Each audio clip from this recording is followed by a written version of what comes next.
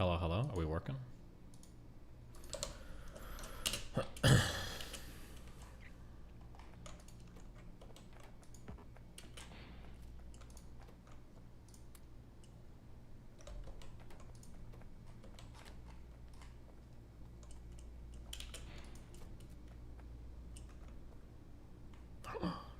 This would never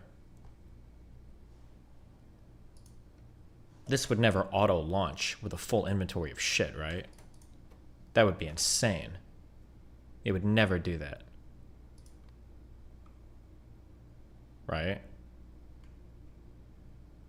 I just happened to check it at the time when it's full of stuff.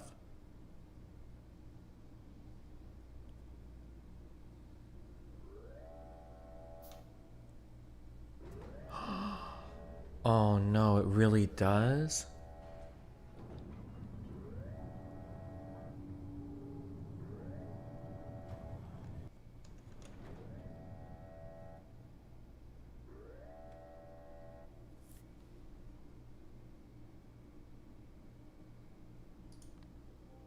It really does. Oh my god, I've just been blasting resources into space, just totally fucking wasting it.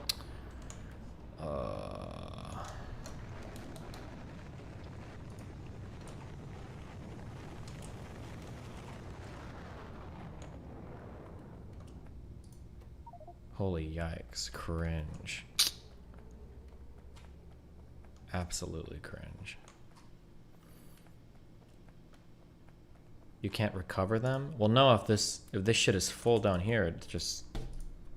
I would have assumed that if the inventory here was full, it wouldn't launch or something. Oh, I wonder if you can even hook up... Can you even hook up a circuit to this to auto launch or not?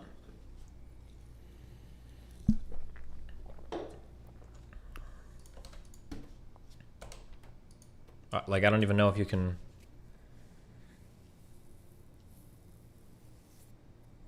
I mean, I could hook it up to a box and then circuit condition the box and something stupid like that, huh?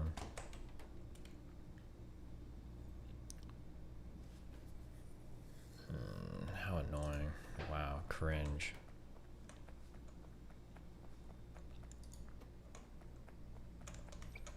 You can circuit the inserter.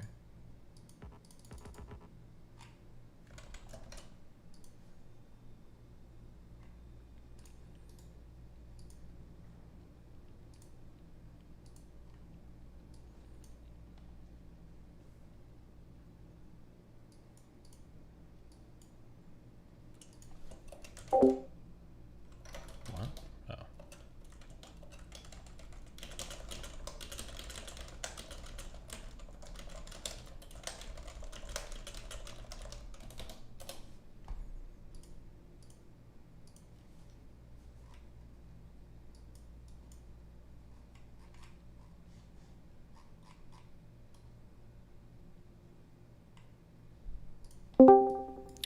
Blum.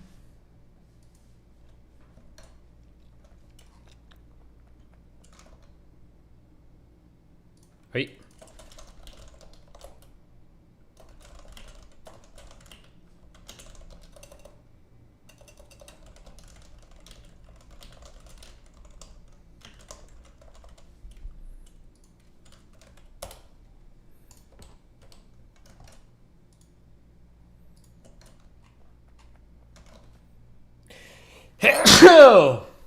Fuck.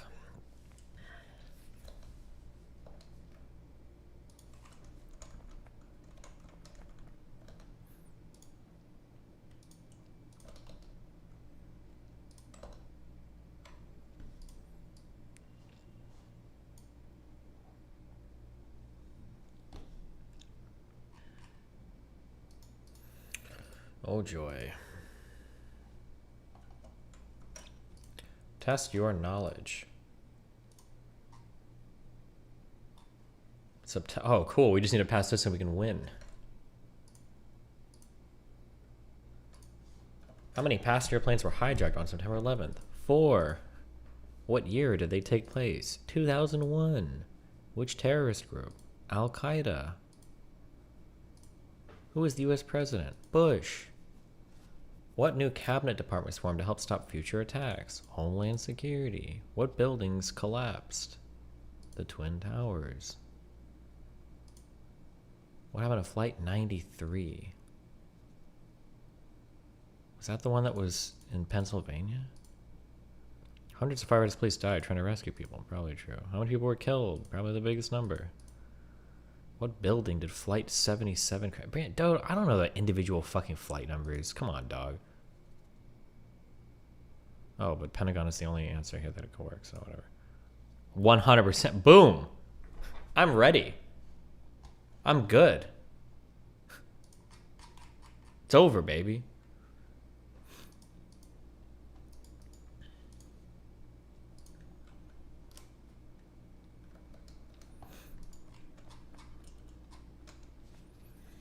Purchased the film in a 3 DVD set. Wow. Thank you. Based.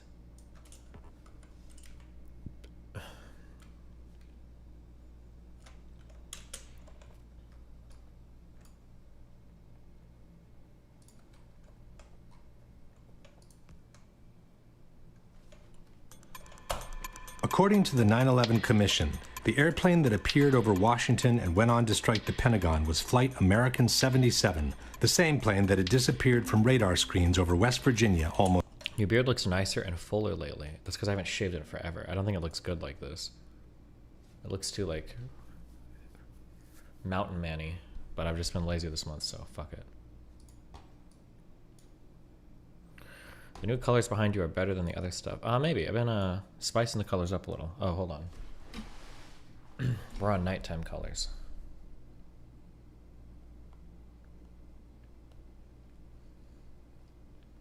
Bro, some girls that set their age as like 27 in fucking Tinder when they're clearly like 45 plus is some fucking funny shit. Jesus.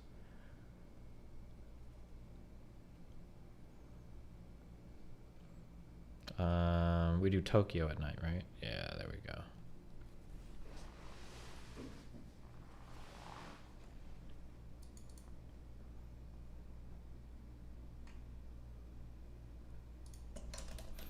Almost 1 hour before, but they never provided any evidence of that. As we have seen, the flight data recorder's serial number that could have identified the airplane was never released.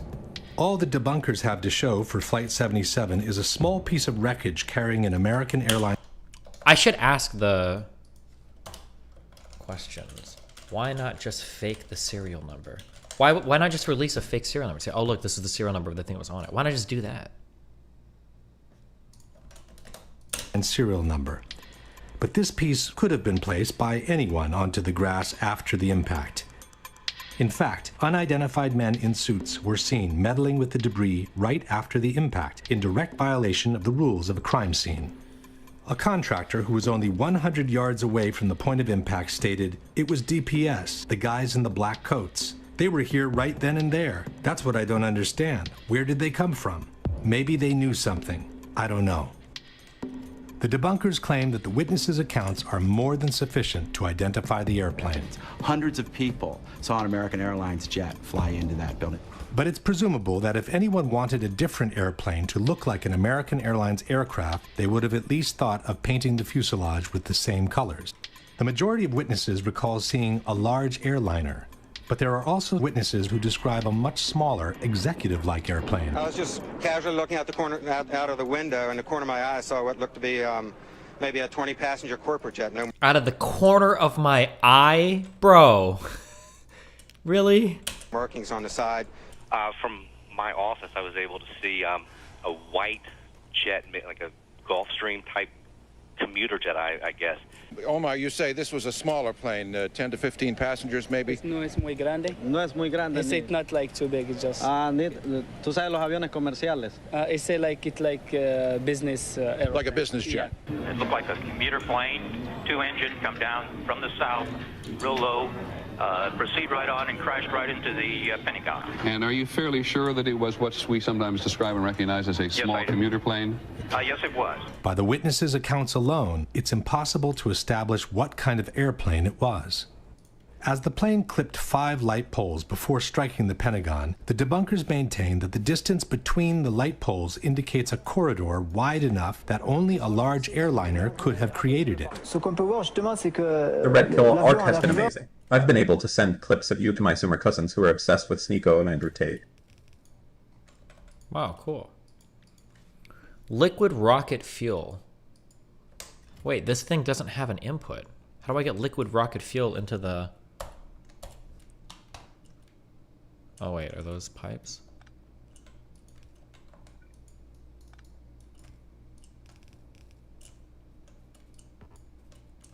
Just kidding, sorry, ignore what I said.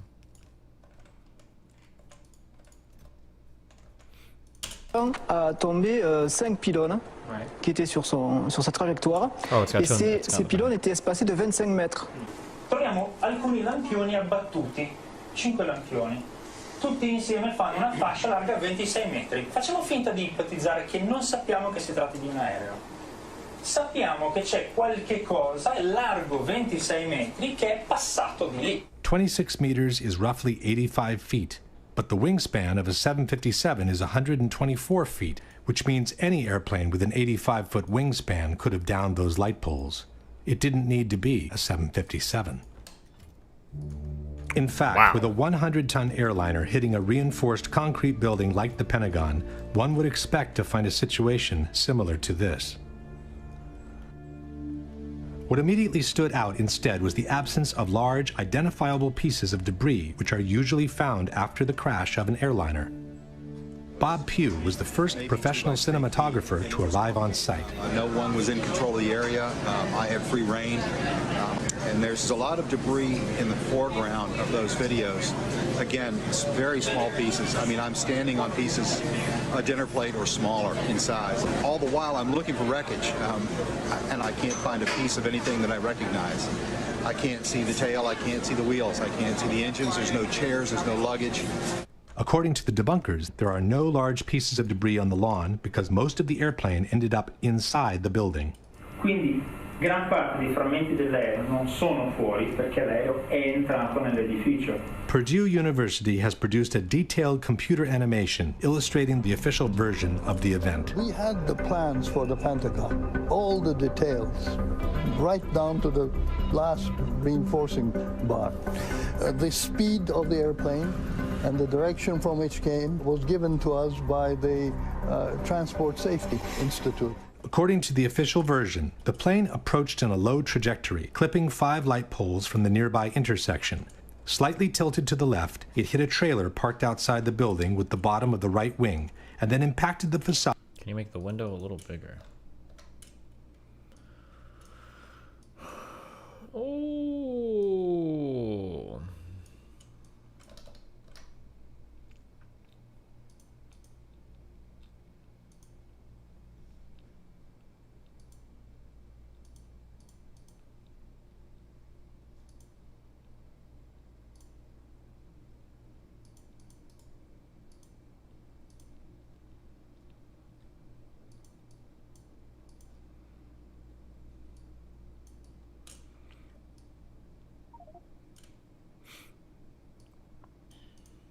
At an angle of 42 degrees. Most of the plane penetrated the facade and proceeded inside the building on a diagonal course, causing destruction as it was being destroyed.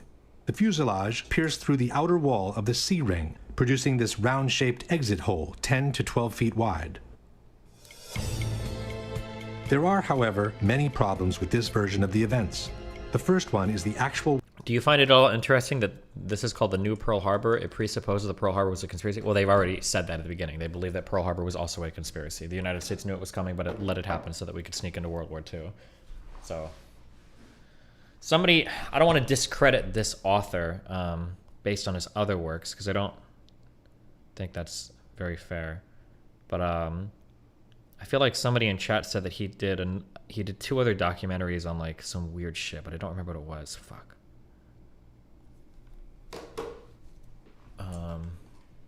Yeah, I don't know. It's not really relevant, but... Wingspan of a Boeing 757. Most of us remember the facade of the Pentagon after it had collapsed. But before it collapsed, right after the impact, this is what the building looked like. This series of pictures was taken by a Navy photographer shortly after the impact. There doesn't seem to be enough damage for a Boeing 757 to have penetrated the building almost in full. Using the best part from each image, a digital expert has created this composite picture, which has become the universal tool of reference for anyone involved in the debate. The composite picture shows an almost continuous opening at ground level, about 90 feet wide. The damage extends to the second floor, with an entry hole about 15 feet wide. This is enough, maintain the debunkers, to have accommodated most of the plane inside the building. Effectivement, on peut se demander où est-il passé. Et puis, si on prend des photos qui ont été prises à des instants différents et qui justement, par un assemblage, ont permis de montrer les dégâts qui étaient réellement visibles sur la façade, et là on voit clairement que tout le rez-de-chaussée a été anéanti sur une longueur de 30 mètres, et puis au milieu, bien sûr, vous avez le trou de la carlingue. That gash in the E-ring was about 90 feet across. The wingspan of the plane was about 124 and change. That punched the hole into the building. It is true, the wingspan of a 757 is 124 feet, but the debunkers forget that the plane came in at a 42-degree angle, which makes the projected wingspan on the facade 160 feet wide. That's almost twice the 90-foot existing gash. Wow. As shown in this animation, the left wing should have also destroyed these two windows to the left of the opening. But the whole segment to the left of the opening doesn't seem to have been hit by a wing traveling at 500 miles per hour. The window's wooden frames are still in place, and the glass seems to have been broken from the ensuing explosion, not from the impact itself. The limestone covering the facade has fallen off, but the bricks underneath appear practically untouched. By the same projected angle, the right wing should have impacted the facade all the way to this column on the second floor. In fact, there is a diagonal cut on the second floor wall that could have resulted from the wing's impact. But this puts most of the wing above the second floor slab, which means it never penetrated the facade to begin with. So where did it go? This is the explanation by Popular Mechanics for what happened to the wings. The wings did not fully penetrate the facade. In fact, the wings had already been partially sheared off by the time the plane even hit the building. The fuselage mainly made the hole that existed. Conspiracy theorists want to know why it wasn't the width of the full wingspan of the plane, and actually just the simple reason was that the wings came off. But where did they go? Popular Mechanics doesn't say. A similar problem is posed by the horizontal stabilizers, which extend some 50 feet in width. As they are mounted 3 feet higher than the wings, they should have impacted the facade approximately here and here. But there are no visible marks from their impact on the facade, nor is any recognizable piece of the stabilizers visible on the lawn. Same story for the tail, which raises 24 feet above the fuselage. At the time of impact, the tail should have hit as high as the windows on the 4th floor. The Purdue animation shows the tail entering the building in full, as if it were cutting through butter. But the facade above the entry hole doesn't show any significant damage, and the glass from the windows around the hole isn't even broken. For the missing tail and stabilizers, Popular Mechanics offers this generic explanation.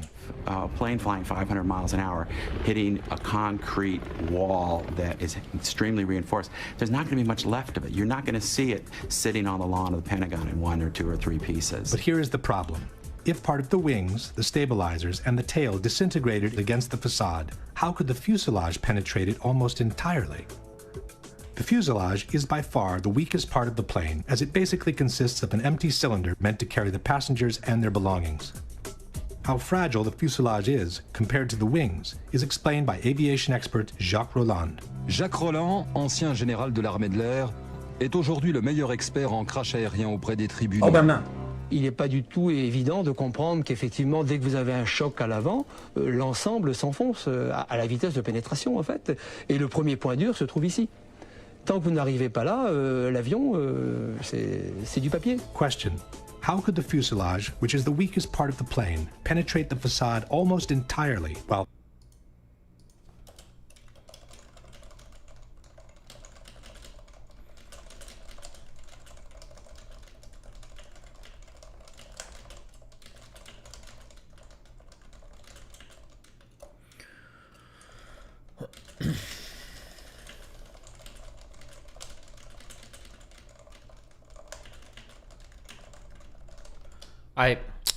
I don't have the physics background, but like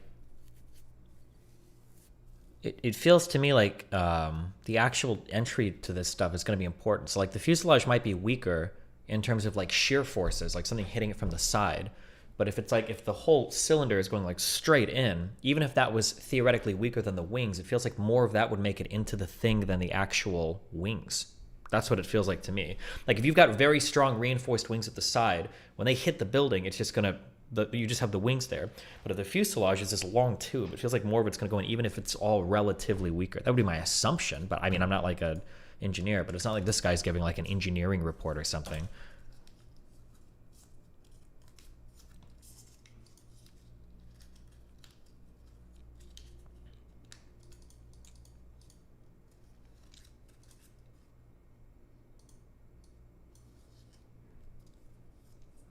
This guy wanted to see how strong reinforced concrete was. So they performed the rocket sled test, launching an F-4 Phantom aircraft at 400 miles per hour into the atomized plane at standing concrete slab. F-4 Phantom aircraft. This is probably going to be way less force would be the term, right? Mass times acceleration, because there's way less mass.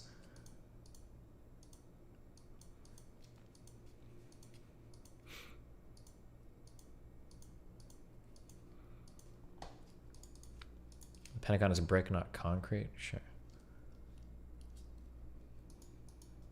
But, okay, interesting. While part of the wings, the stabilizers, and the tail, which are relatively stronger, were unable to do so and were shattered in 1,000 pieces instead.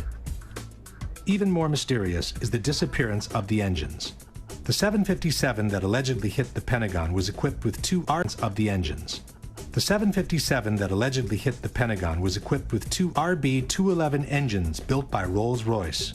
Almost 8 feet in height, weighing over 7,000 pounds each, the internal core of the engine is made with components so sturdy and resistant that they are considered practically indestructible. It has to rotate at about 10,000 revolutions per minute, the blade speed of about 800 miles per hour.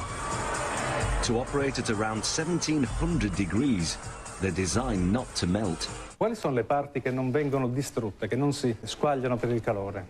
Pezzi del carrello e il cuore dei due motori, che è molto più compatto dalla parte esterna dei motori, ovviamente, è fatto in materiali che devono resistere alla temperatura, 2000-2500 gradi, per cui la parte centrale dei due motori è sicuramente sopravvissuta all'impatto. But where are they? In their animation, Purdue University has chosen to ignore the issue. As one can see, moments before the impact, the two engines simply vanish into thin air. Debunker Paolo Attivissimo has made what he calls a cautious suggestion. Questo è un motore Rolls-Royce RB211. Questo è un oggetto trovato davanti al Pentagono. Quando dicevo prima, probabilmente i motori non sono completamente entrati, questo oggetto è di forma compatibile. Faccio il prudente, dico semplicemente che è di forma compatibile. But this rotor could have come from any engine. There is also another picture of a similar disc, or possibly the same disc, from a different angle. And then there is this part of an engine found inside the Pentagon. But we are not looking for scraps. We are looking for 2 3-ton pieces of machinery made with steel and titanium that after an accident should look something like this. Or like this. Or like this. I don't know if these are comparable. These didn't fly right into like a building. So here's something that, okay, I'm so cautious in this area because I don't have the background to know this.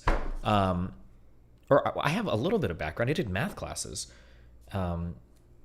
Architecturally speaking, there are certain shapes that can just hold an unbelievable amount of weight.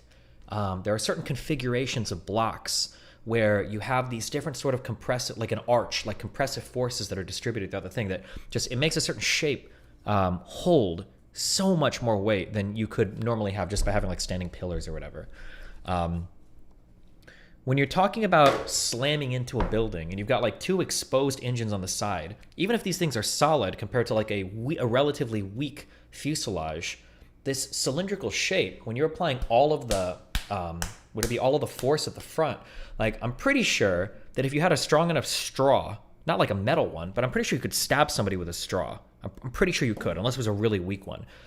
Just because all of the compressive force going through the straw would let you punch through somebody's skin. But straws are very weak. If you hit them with a shear force, so something from the side, it would just bend and break immediately. So the idea that, like, well, the fuselage penetrates, but the engines, you know, they should be clearly visible. If the engines are smacking right into it, and they don't have, they're not shaped as much in which they'd withstand like so much force, I don't know if it's a compelling argument to say, oh, well, the engine should be like perfectly there 100%. Like, I don't think that that's comparable. And then when they're going to show other accidents, well, what about in these accidents? You know, you should see the engine. A plane like losing control or whatever, and then sliding into the ground or crashing into the ground might be different than a plane going max speed trying to slam into the side of a building. I don't know if those are comparable. But I don't like, here's something that I do like, but I wish they would have done it earlier. He's comparing this to other plane crashes, saying that like, oh, well, you know, we expect to see, hold on. We expect to see the engines looking like this when it crashes, which is fine. I guess if you want to compare it to other things, I think that's fair. But when he talks about like, when he talks about how black boxes are withstand all the forces, or they're constructed to withstand all the forces of a crash, you should always be able to recover a black box. That's not necessarily true either. There have been lots of flights that have crashed where the black box or the recorder was unrecoverable. It's not unheard of, but he never mentions that. Like, the selectiveness is a little bit irritating, I think. But oh, I have this list of uncovered or unusable flight recorders, but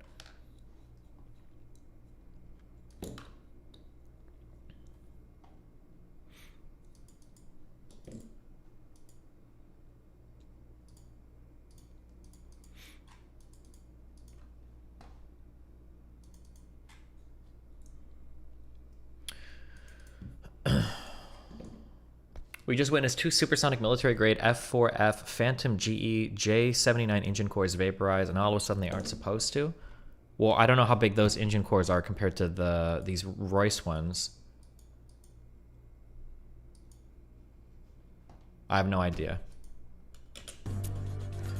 In fact, had the Pentagon been hit by a 757, the 2 engines would have impacted the facade around these 2 points just below the wings. This means they would have proceeded inside the building on a path somewhat parallel to the fuselage, carving a trail of destruction much more devastating than any other part of the plane. I don't know if, again, I don't know if that's true.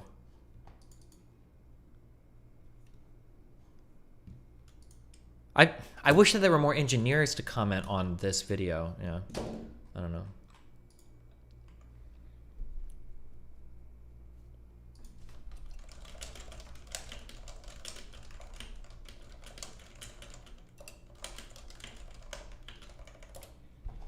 Didn't the simulation say the right engine hit something before impact? I think the simulation says that the wing and the engine hit the ground before it went in. I believe is what the... Del motore?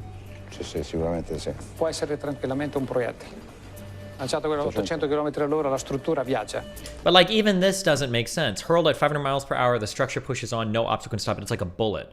Well, hold on. Bullets shatter when they hit things all the time, right? Like, there's a reason why you have to, when you're at ranges, you have to have certain walls that you shoot into for like ricochet or stuff like that. I mean, like, it's not even I'm not going to attack him for using a shitty analogy, but I'm like, it's kind of funny to use an analogy to say like, oh, well, a bullet will penetrate through anything. Not necessarily. It depends on the bullet. But there are no engines visible outside the exit hole, nor are there any other holes in the wall that could have been caused by an engine. Question: can you explain what happened to the core of the 2 engines, which is built with components so strong and resistant to be considered practically indestructible? Practically indestructible? What, bro? It's not a nuclear reactor. What do you mean? They're just engines on a plane. They're not built to be indestructible. They're probably built to achieve a certain thrust to weight ratio. Is that what you build for planes? That's what they're built for. They're like, I don't think the engines are supposed to endure any sort of traumatic event. They're not supposed to be part of the like safety factor of the plane crashing into something. They're just built to maintain a certain like thrust to weight ratio, so you're plane getting off the fucking ground. Well, like, what is the theory even that no plane ever crashed? I think the theory that this is running with is that military drones were swapped out for the civilian planes, and those were what were crashed into the everything. Yeah. Can you explain what? I don't know why I said nuclear reactors. They're not indestructible either.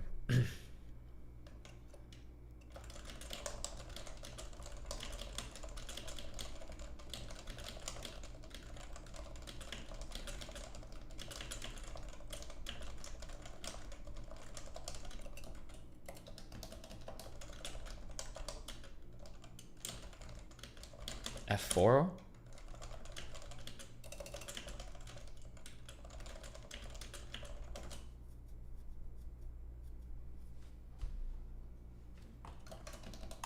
Which is built with components so strong and resistant to be considered practically indestructible. Now for the biggest mystery of all, the exit hole.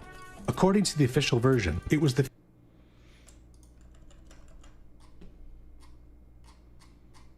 Jesus Christ. I'll just throw this here and I'll try to read it later.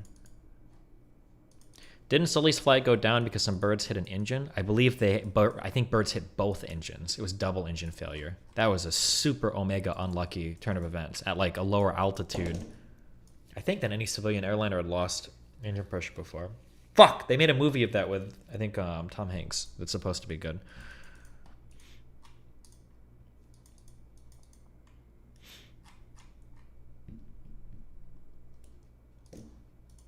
fuselage of the plane that created this hole in the wall of the C-ring. On September 15, 2001, the Pentagon renovation manager stated, the plane penetrated through the E-ring, D-ring, C-ring. The nose of the plane just barely broke through the inside of the C-ring, so it was extending into AE drive a little bit. The AE drive is the internal alley separating the C-ring from the B-ring. But how could the fuselage have made it all the way through the wall of the C-ring? Un aereo che pesa 120 tonnellate, lanciato a 800 km/h, impatta una facciata, la trapassa. Nel trapassarla viene tritato dalle colonne che ci sono in mezzo, a mo' di grattugia, se mi passate questo termine, e alla fine quel che rimane sono solo frammenti molto piccoli.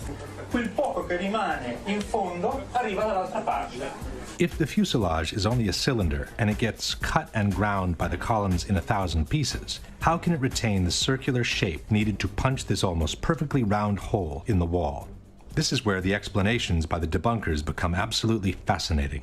Well, isn't that what you would expect exactly, though? I mean, like, it's not gonna, if I never took any engineering classes.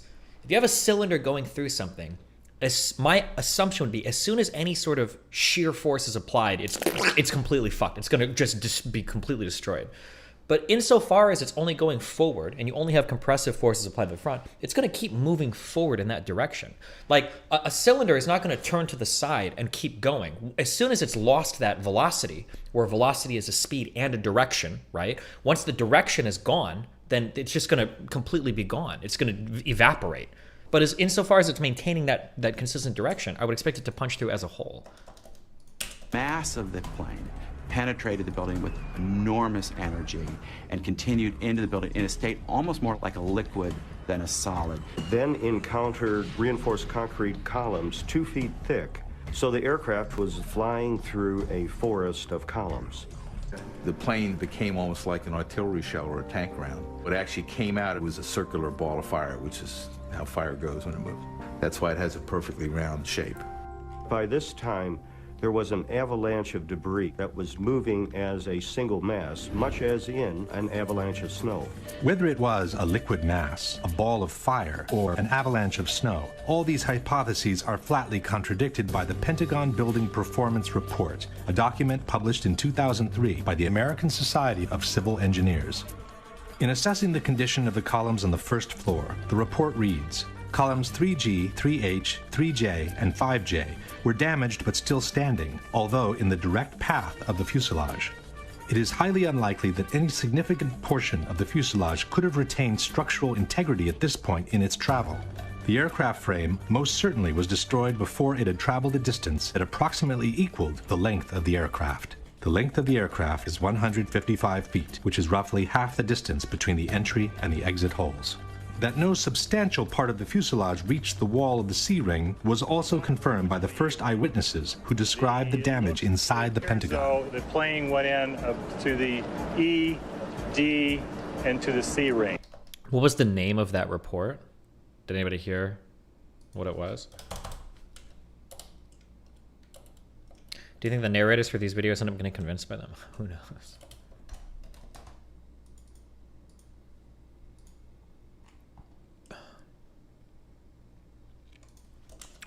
Pentagon wall performance report. So then would the so then the assumption would be that they blew a hole in the other end of the building to make it look convincing, I guess.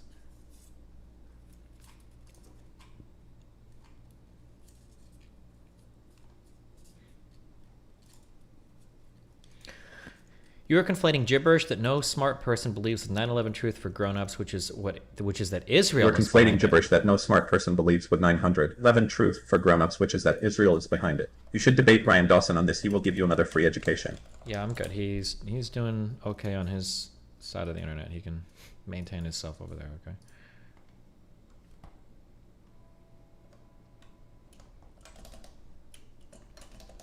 The theory is it wasn't a plane, but an artillery or missile. No, the theory is that it was unmanned military drones, as I think what this film is running with. Not all the way through the sea ring. Question. Given that, according to the Pentagon Building Performance Report, the aircraft frame most certainly was destroyed before it had traveled a distance that approximately equaled the length of the aircraft, and that it is highly unlikely that any significant portion of the fuselage could have retained structural integrity from that point on, can you explain what caused the almost perfectly round exit hole in the outer wall of the C-ring?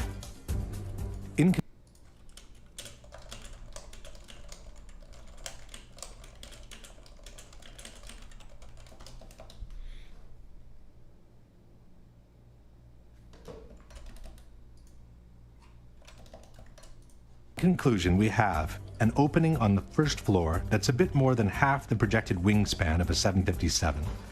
The tip of the left wing and most of the right wing missing without a valid explanation. The horizontal stabilizers and the tail also missing without a valid explanation.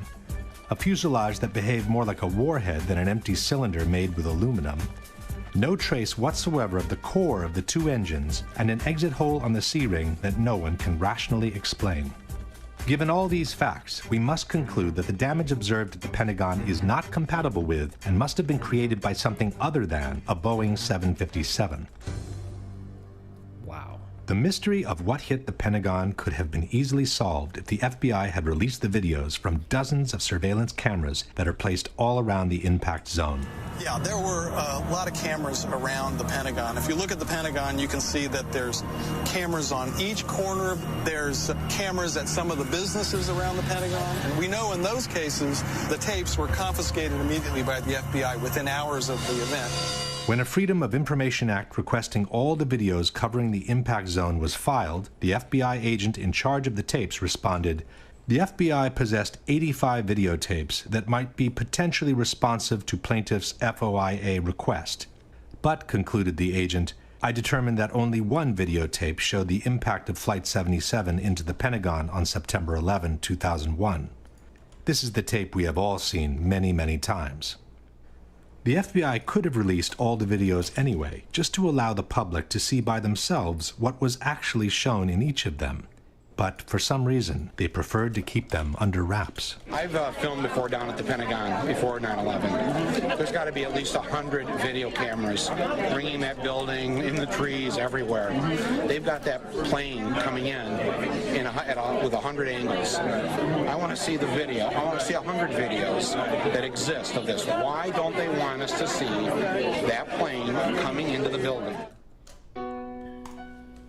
Not only has this question never been answered, but an in-depth analysis of the only footage of the impact ever released contains a dramatic surprise. Uh-oh. Initially, the DoD released these 5 frames taken from a Pentagon parking security camera. But later on, in 2006, the DoD released the entire sequence from which the 5 frames had been extracted. The time-lapse sequence runs at approximately 1 frame per second, and it shows the moments leading up to the impact, the large explosion, and the billowing fire that ensued. Unfortunately, the video does not show the airplane in transit. All we can see in the frame preceding the explosion is what appears to be the tail of an airplane followed by a trail of white smoke. But the body of the plane remains covered by this concrete column standing in the foreground. Convenient. The Department of Defense also released a second video taken by a different camera from the same parking lot. The second camera was actually located in the very column that obscured the view of the plane in the first video. This aerial shot of the Pentagon shows the actual location of the 2 cameras. The second camera faces in the same direction as the first, and it offers a clear, unobstructed view of the same field of action. By using the moment of the explosion, we can synchronize the two cameras with absolute frame-by-frame accuracy. By synchronizing the two cameras, we notice that the second video begins earlier than the first, while the first lasts longer than the second. This leaves us with a middle comment section of about 100 frames, which are perfectly synchronized with each other. From the moment the police car moves on, the action proceeds in an identical manner both in the frames preceding the explosion and in those following the explosion. Especially in the second part of the videos, after the explosion, we can verify how each couple of frames depicts exactly the same action by looking at the shape of the billowing smoke. This confirms that the two cameras were operating in perfect synchronization. This is only to be expected. After all, the two cameras were controlled by a centralized recording system called multiplexer, or TLR. There is, however, one pair of frames from the two videos that shows a completely different action from one another. They happen to be the two frames in which the plane travels across the lawn. It's frame 23 in the relative count. As the first video showed the tail and the trail of smoke, we would expect the second camera placed in this concrete column to show the entire body of the plane in the same position. But it does not. In the corresponding frame, camera 2 shows only the tip of the plane entering frame from the right-hand corner. But how can the nose of the plane be behind the tail at the same moment in time? The synchronization... Okay. He's gonna make a better explanation for this, but like, this is kind of related to frame latency on a GPU, right? To where... Oh man, how can I explain this? If you have a refresh rate on a monitor that's 60 hertz, how would I do this? I'm hoping he's going to explain this. He must know this. Okay. Let's say that you have a refresh rate on a monitor, and that refresh rate is 60 hertz. Okay. Why do I keep opening Paint when I'm trying to open a calculator? That means that every frame that you see, you're going to get one new frame on your monitor every 0.16 seconds. Okay.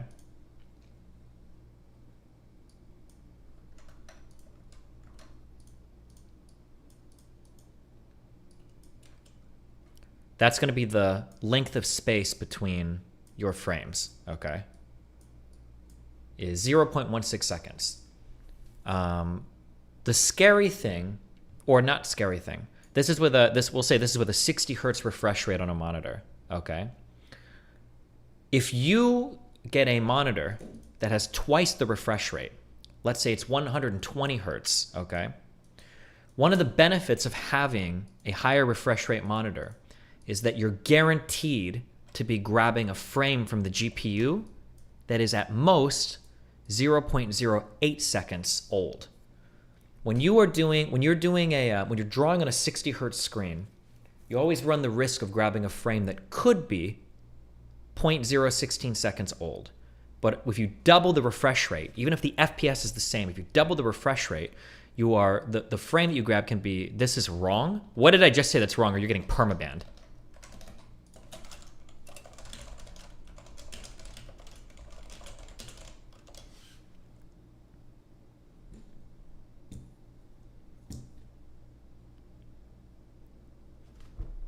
It's 0.16? Or, yeah, I'm sorry. I might have said 0.016. It's 0.16. I'll explain. Okay, go for it. Because this was supposed to be one of the big advantages of getting a higher refresh rate monitor. If you're running 120 hertz on a 60 hertz monitor versus, or I'm sorry, 120 FPS on a 60 hertz refresh rate monitor versus 120 FPS on a 120 hertz monitor. No, hold on. Fuck, Jesus Christ, my brain is getting fucked. If you are running 60 FPS on a 60 hertz monitor or 60 FPS on a 120 hertz monitor, it seems like it's not going to make a difference. Like there shouldn't be a difference in what you're seeing. But I believe on a competitive level, That's not true on the 120 hertz monitor because the refresh rate is faster. You have a higher chance of grabbing a more recent frame than you would on the 60 hertz monitor. Okay, that statement I'm almost positive is true. Every other frame is perfect. If you see the original photo, the other camera is offset at a slightly different angle. Is every other frame perfect? What do you mean? I don't know if he's measuring every other frame like that. I haven't seen evidence of that. They're from different angles. He's just showing. The two cameras were controlled. Is this frame perfect? You don't know that. You don't know if this is like, and the thing is, you can't tell if this is frame perfect because the smoke isn't coming out of the screen at 500 miles per hour. Oh, fuck. You guys aren't understanding. Oh, shit. I don't know how to explain this. I need to, You can't tell the level of detail needed here. They're also at different angles. No, it's not. Okay, hold on. I'm going to try to draw this really well to see if I have an understanding of this. Okay. Let me explain this, okay? Let's say that you have okay, forget all the 9/11 shit, okay? Forget all the 9/11 shit, and let's just talk about monitors and everything really quick, okay? The smoke could be really fast, Destiny, you don't know. Okay, hold on. You're not arguing in good faith, but that's okay. But I'm still going to explain this concept, okay? Okay. Let's say that I've got a GPU over here, all right? My GPU over here is outputting, we'll say 120 frames per second. Okay. Now, when a GPU is outputting frames per second, it's not always the case that it's every single, like it's perfectly even. Some might be a little faster, some might be a little slower. I believe this is what frame latency refers to on a GPU. Latency is the amount of time between the instant a frame is captured and the instant a frame is displayed. Oh no, not necessarily. So that's going to be the instant capture display. There's a name for the jitter or something between frames that are displayed on a GPU, but I don't remember. It might be, is it frame time?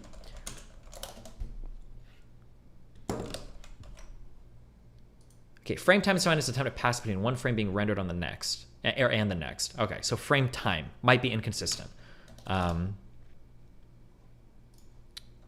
It's not necessarily screen tearing, although it can be screen tearing. Or I think stuff like this could cause screen tearing, but that's a different thing we're talking about, okay?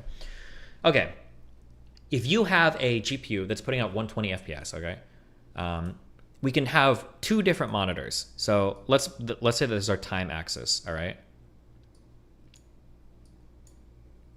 I suck at drawing. If there's somebody that knows GPUs better or something, you can feel free to email me or call me out if I'm wrong. But this is supposed to be one of the reasons why getting a higher refresh rate monitor is better, even if you're not necessarily doing more or less FPS. Oh my God, yeah, wait, hold on, okay. Boom, boom, sorry.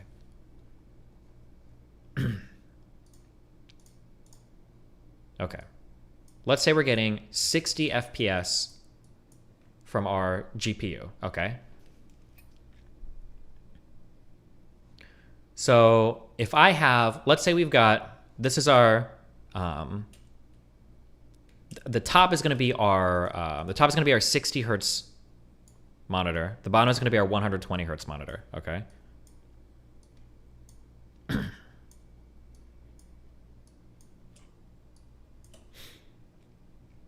Okay, so here's one thing that could happen. Let's say that we're getting our frame rate relatively consistently from the GPU, okay? Let's say that our frames are coming like this, okay? So we're getting 60 FPS coming out from our GPU. Okay. On our top monitor here, 60 divided by, it's 1 divided by 60. Hold on. On our top monitor here, we can have, at most, between refreshes of our monitor, we can have 0.016, well, no, it'd be 0.017 seconds, okay, of space between here. However, down here on our 120 hertz refresh rate monitor, because it's twice the refresh rate, our maximum time between frames is going to be like 0.009 milliseconds, I believe is what these are going to be. No, it'll be 0.009 seconds, right? So on the same GPU that's drawing you frames, where the GPU is giving you frames every it'd be about every 17 milliseconds, I guess, right? Even though the GPU is giving you the same 60 FPS, your monitor down here, right? Look at what's happening. When your monitor's drawing a frame here, when your monitor's refreshing the frame, it's grabbing this frame here from up to, it could be 17 milliseconds old at worst, right? It could be grabbing a frame because your GPU hasn't drawn the next frame yet. It could be grabbing you a frame here that is that's an older frame, up to 17 milliseconds. But down here on your 120 hertz refresh rate monitor, the oldest frame that it's going to grab is one that is 9 milliseconds old. Back over here. Does that make sense? So even though you have a 60 FPS graphics card spitting out 60 frames per second, a faster refresh rate monitor is always going to be giving you, or theoretically giving you, newer frames. It's possible. Does that make sense?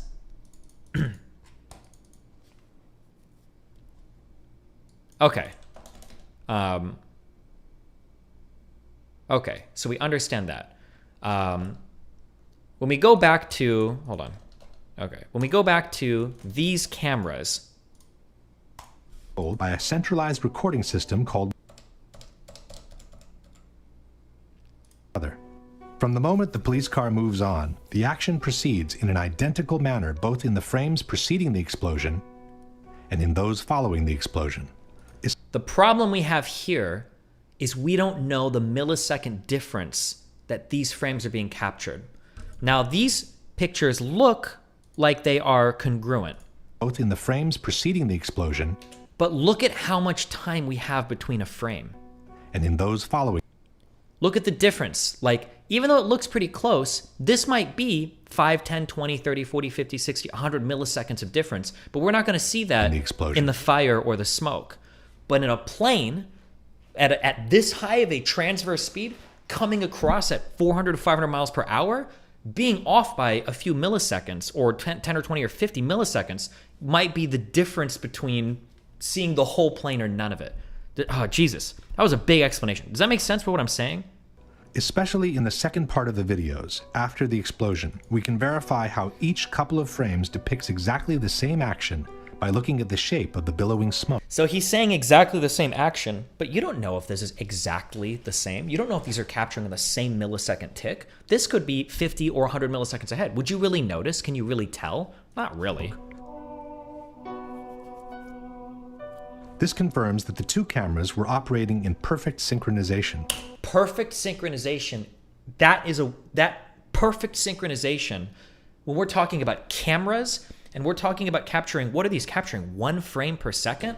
That perfect synchronization, there's a high bar for that I don't think the documentarian understands. Unless I might have wasted all my time. Maybe he'll go forward and say, oh no, well, this is why they were actually perfectly synced up to the shutter speed and everything. But I don't think that they're probably, like, that doesn't make any sense, right? This is only to be expected. After all, the two cameras were controlled by a centralized recording system called multiplexer, or TLR. That doesn't necessarily mean that they're going to be like frame perfect, like flashes on everything. I don't think that's the case at all. There is, however, one pair of frames from the two or draw the two by explosion. It's hard to say because we could look at they might be different. Verify how they might be like different models of cameras. Manner, both in the frames preceding the explosion and in those. Because even this doesn't look perfectly the same. But maybe the lighting on this is what changes this. But these here look like they might be off by several or over 20 or 30 or 40 or 50 milliseconds. Maybe from the difference in the explosion here. Maybe. It's hard to say by just going on my eyes. It's hard to say, but they could be. This might be like a 20 to 30 millisecond difference in explosion. Now again, 20, 30, 40, 50 milliseconds doesn't really matter 99.999% of the time. But if you have a plane at this transverse coming across at 500 miles per hour on your screen, well, it's gonna make a huge difference. Following the explosion. Especially in the second part of the videos, after the explosion, we can verify how each couple of frames depicts exactly the same action by looking at the shape of the billowing smoke. There's no way these cameras are capturing the exact time. Yeah, I don't think they would be, because why would you even have a call for that level of technology? This confirms that the two cameras were operating in perfect synchronization. This is only to be expected. After all, the two cameras were controlled by a centralized recording system called multiplexer, or TLR. There is, however, one pair of frames from the two videos that shows a completely different action from one another. They happen to be the two frames in which the plane travels across the lawn. It's frame 23 in the relative count. As the first video showed the tail and the trail of smoke, we would expect the second camera placed in this concrete column to show the entire body of the plane in the same position. It does not. In the corresponding frame, camera 2 shows only the tip of the plane entering frame from the right-hand corner. So let's... Fuck, okay. I hope that I've explained all of this up to this point. So the issue is that we could have anywhere from 500 to maybe up to 1,000 milliseconds of difference in frame time here, depending on what we're capturing. It wouldn't necessarily be that crazy or inconsistent at all to think that within when that frame is being captured could be totally different, or not even totally, but just like 20, 30, 40, 50 milliseconds off. And if it was, again, coming 500 miles per hour in at this range those like 20 or 30 milliseconds might make all the difference, you know? Destiny, 500 miles per hour is 733 feet per second, and the plane is 155 feet long, so a frame gap of 0.21 seconds on the frames would miss the plane. Maybe we would, in order to calculate this, oh God, I don't remember. This is like EVE Online math, believe it or not.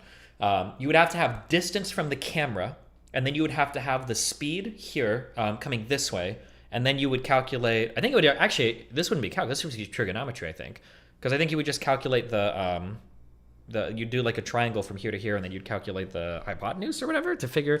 So I think it's a trig problem. I don't remember. But yeah. But how can But also, let's go back a second too. This would be, what we're talking about here is a pretty sophisticated level of film doctoring, right? If we're film doctoring on this level, why did they let so many other retarded mistakes slip through? Like, if we're going to go so hard that we're going to be doctoring footage like this, like frame perfect footage. First of all, one, why even release it if you're going to make it so obvious? Because, oh my God, the one frame that matters is fucked. But then two, how are you fucking up like having your pilots not taking the right type of training for a convincing story when you're going to go this far to doctor footage? It doesn't make any sense, you know? Ugh. Nose of the plane be behind the tail at the same moment in time. The synchronization system allows for a maximum fluctuation between the two cameras, or margin of error, of 1/30th of a second. Given that the plane is traveling at 750 feet per second, the maximum possible fluctuation between the two cameras would translate into a difference of a mere 25 feet in the position of the plane. A 757 is 155 feet. Wait, how did he measure that? Hold on. Between the same moment. But how can the nose of the plane be behind the tail at the same moment in time? The synchronization system allows for a maximum fluctuation between the two cameras, or margin of error, of 1/30th of a second. Given that the plane is traveling at 750 feet per second, the maximum possible fluctuation between the two cameras would translate into a difference of a mere 25 feet in the position of the plane. Oh, so that's how he accounts for the synchronization of the cameras. I'd have to see how that, when it talks about that synchronization, I wonder how precise that synchronizing is. I'd be curious, we'd have to dig hardcore into the specs of the cameras to figure out what that synchronization is referring to. Is that just referring to like an external control, like moving the cameras or something? Or does it have to do with like synchronizing the frame data? Or it would be interesting to dig more into that. I don't know if anybody has a manual or whatever. But. Is 155 feet long. Even calculating the perspective due to the diagonal path, this is far from sufficient to explain the large discrepancy between the two images. Furthermore, after this moment, the two videos resume their perfect synchronization, which is maintained all the way to the end. I don't think that you can just eyeball perfect synchronization here. If we're off by like 50 to 100 milliseconds, you're not going to be able to tell if this smoke is billowed up like a little bit more than this smoke. There's just no way you're going to be able to tell. He doesn't define what fluctuation is. It's not a technical term. Yeah, I'd be curious what it's controlling for in that. Would that even be possible with a 1 frame per second camera? Maybe, I don't know. It depends on... I don't know what system they're using to synchronize the cameras. I'm not sure. Why these two crucial frames, and only these two, are so different from one another has puzzled researchers and digital experts alike. The same digital expert who had prepared the universal image from the Pentagon has also conducted an in-depth technical analysis of the two videos released by the Department of Defense. After confirming that the two cameras were synchronized by the same multiplexer system, this expert has compiled a table comparing the contents of each pair of frames. As one can see, frame 23 is the only one showing a strong inconsistency between the two images. The expert has then proceeded to analyze the two frames with the most sophisticated digital tools and has obtained some astonishing results. A series of Boolean subtractions reveals that a small part of the image is actually present in both frames. What is said to be the nose of the airplane in camera 2 is also present as part of the smoke trail in camera 1. It seems in fact as if someone has retouched this area of the frame by means of cut and paste in order to cover the plane, while he is... Where did this... Does he link this analysis? I'd be super curious to see who the analyzer is on this. Kept the end of the smoke trail to make it look like the nose of the plane entering frame. Why wouldn't you just add something new? Question.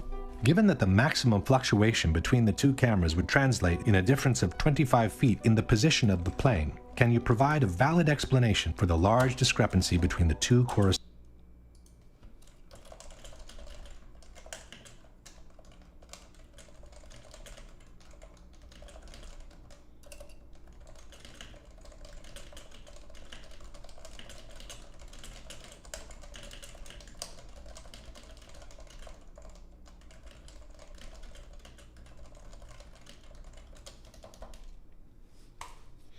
frames. Absent a valid explanation for this discrepancy, we must conclude that at least one of the two frames is the result of intentional manipulation or photoshopping. If we now summarize the situation at the Pentagon... Someone donated said, why did they fake this footage if they had already replaced the plane with a military drone? Well, because the idea is that if the military drone is seen by footage, then you would obviously know, so they have to edit out the military drone so you can't prove that it was a military drone. We have the total lack of evidence that the unknown incoming was in fact Flight 77, a mysterious phantom plane that attracted the attention in the opposite direction. The failure from the White House to shoot down the incoming even though it posed a serious and imminent threat. A totally illogical approach maneuver from a terrorist's point of view, an alleged hijacker incapable of performing that maneuver. The absence of any significant part of the plane from the wreckage. A damage to the building clearly incompatible with a 757. A doctored tape of the impact, and the obvious reluctance by the FBI to release any other tape that could allow the identification of the plane.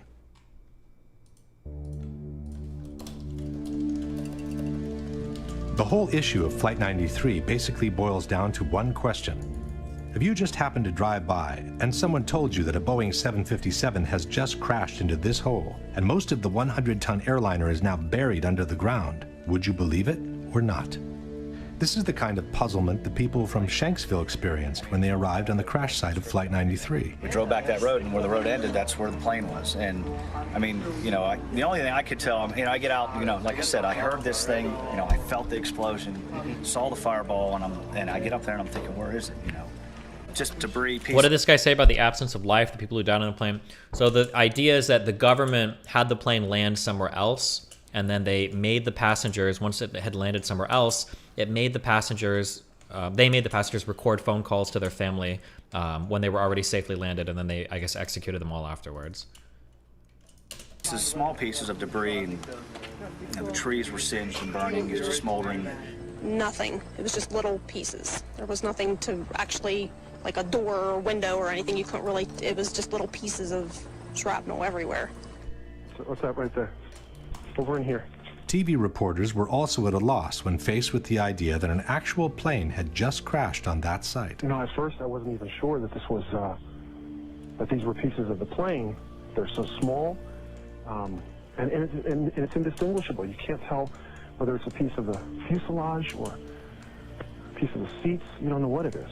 Chris Kanicki, he's a photographer. He was back there just a couple of minutes ago, and Chris, I've seen the pictures. It looks like there's nothing there except for a hole in the ground. Basically, that's right. From where we could see, there wasn't much. Wait, what is the explanation for? Did they just crash a military drone under the ground in Pennsylvania too? Is that what they also say that to make it more convincing, I guess?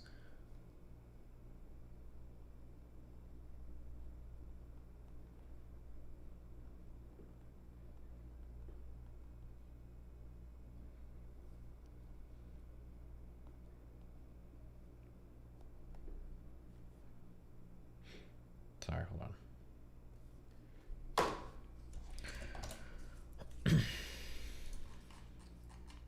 Destiny, why would there be no whistleblowers in the military over shooting a shit ton of civilians when the U.S. has shit tons of whistleblowers, among other things? Yeah, or why didn't Snowden or Manning release any documents for this? Yeah, who knows? Much left. Any large pieces Goes of too debris deep. at all? No, there was nothing that you could distinguish that a plane had crashed there. It's really all you see is a large crater in the ground and just tiny, tiny bits of debris. Alert also went out to Somerset County Coroner Wallace Miller.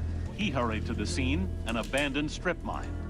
When he arrived, he couldn't believe his eyes. It looked like someone had gouged about a 10-foot wide, 10-foot deep trough through the strip mine area. But when you looked in, it was just covered with dirt. There was nothing there that you could really say was an airplane. Dennis Roddy was the editor-in-chief of the Pittsburgh Gazette. Airplane debris? Nothing I could identify. Possibly the most disconcerted of all was the mayor of Shanksville, Ernie Stuhl. Ja, mein Schwager und ein guter Freund von mir waren die Ersten hier. Sie haben in Shanksville an einer Straßenecke gestanden und sich unterhalten. Ihr Wagen stand gleich in der Nähe und so waren sie die Ersten hier. Dann kam erst die Feuerwehr.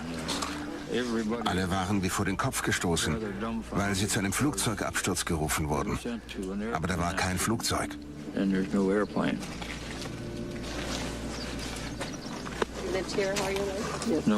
Flugzeug. Sie wurden hier zu der Unfallstelle geschickt und da war kein Flugzeug? Nein, da war nichts. Nur dieses Loch. Das ist es, was Sie sahen. Ich dachte immer, das sei die Absturzstelle. Das ist sie. Aber da ist nichts zu sehen. It's in that hole, says the FBI, that most of the airplane lays literally buried in the ground. Much of the plane and its contents were found beneath the soft dirt, states the FBI's website. Evidence technicians found the flight data recorder about 12 feet below the surface and the cockpit voice recorder about 25 feet deep. Since the two black boxes are located in the tail of the plane, one must conclude that also the cockpit, most of the fuselage, the passengers' seats and bodies, and their belongings somehow managed to get buried deep underground. The only ones who don't seem to have a problem with this explanation are the debunkers. We have this idea that when planes crash, they crack in half and there's this dramatic burned wreckage. That's what happens when planes crash at very low speeds, usually on approach or takeoff from an airport. This plane was flying straight down. It was approaching the speed of sound. It would have if it had gone much farther. And it penetrated into soft ground with incredible velocity. Ma qui la caduta è stata diversa. L'aereo era quasi verticale quando si è schiantato a una velocità altissima. L'aereo si schiaccia quasi nel terreno, produce un cratere piccolo e quello che rimane va a finire quasi tutto nel terreno. First of all, it isn't true that the plane hit the ground almost vertically. According to the NTSB flight path, the 757 hit the ground at an angle of about 45 degrees. This fact alone removes much of the exceptionality the debunkers would like to attach to this crash. But even if it were true that the Well, hold on. I don't believe that, or if the debunkers said this, they were either misspeaking or incorrect. I don't think the exceptional thing would have been the angle at which it hit. It would have been the velocity. Because I think generally, if a plane is crashing, you're trying to take steps to reduce your speed so that you don't crash. But like if you're obviously trying to just dive it into the fucking ground at maximum speed, which I think is what the terrorists were, I think that was part of the training to do that, was if you weren't going to make it to the target, just crash the plane. You're going to be going at a really, really high speed when you hit. Whether you're at a 45 degree angle or a 90 or 180 degree angle, I don't know what you'd say. That's still probably going to be different. I would imagine from an average airplane crash where the pilots are taking some sort of preventative controls to slow the speed or change your velocity. That'd be my guess. Plane fell almost vertically. How could the hole have closed itself up even before the first responders arrived? This is not mud. This is your typical hard country soil. When a plane crashes and makes a hole in the ground, the hole remains open and quite visible from above. This, for example, is the crater caused by Flight Pan Am 103 when it crashed in Lockerbie, Scotland in 1988. It's true that the 747, the plane that crashed in Lockerbie, is larger than a 757, but it's also true that the Pan Am flight broke up in midair due to an explosion, and that only part of the plane caused the crater seen in the photographs. Let's compare the size of the Lockerbie crater, several blocks wide, with the one in Shanksville, several feet wide. This is the size of a human being next to the Lockerbie crater. This is the size of a human being next to the Shanksville crater. These are people looking down into the Lockerbie crater. These are people standing by the Shanksville crater after the accident. Compare the size of a car with the Lockerbie crater and the size of a small truck with the crater in Shanksville. I don't know what I'm supposed to do with this This is the information. largest chunk of the Pan Am flight that was found near Lockerbie. It's almost half the front part of the fuselage and includes part of the cockpit. This is the largest piece of debris we have ever seen from Shanksville. It's a piece of fuselage a bit wider than It's like, it sounds like so... It's like such a fundamental... Especially if you got a plane breaking up in air. It sounds like so much... There's so much different thing. There's so much of a difference between the two crashes. But I don't know. This is like an engineering question. I'm not sure.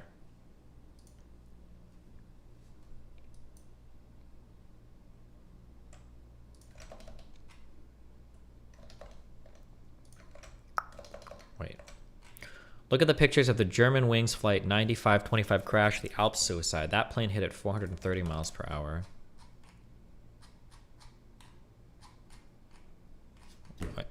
Is there a picture I'm supposed to be looking for here, or?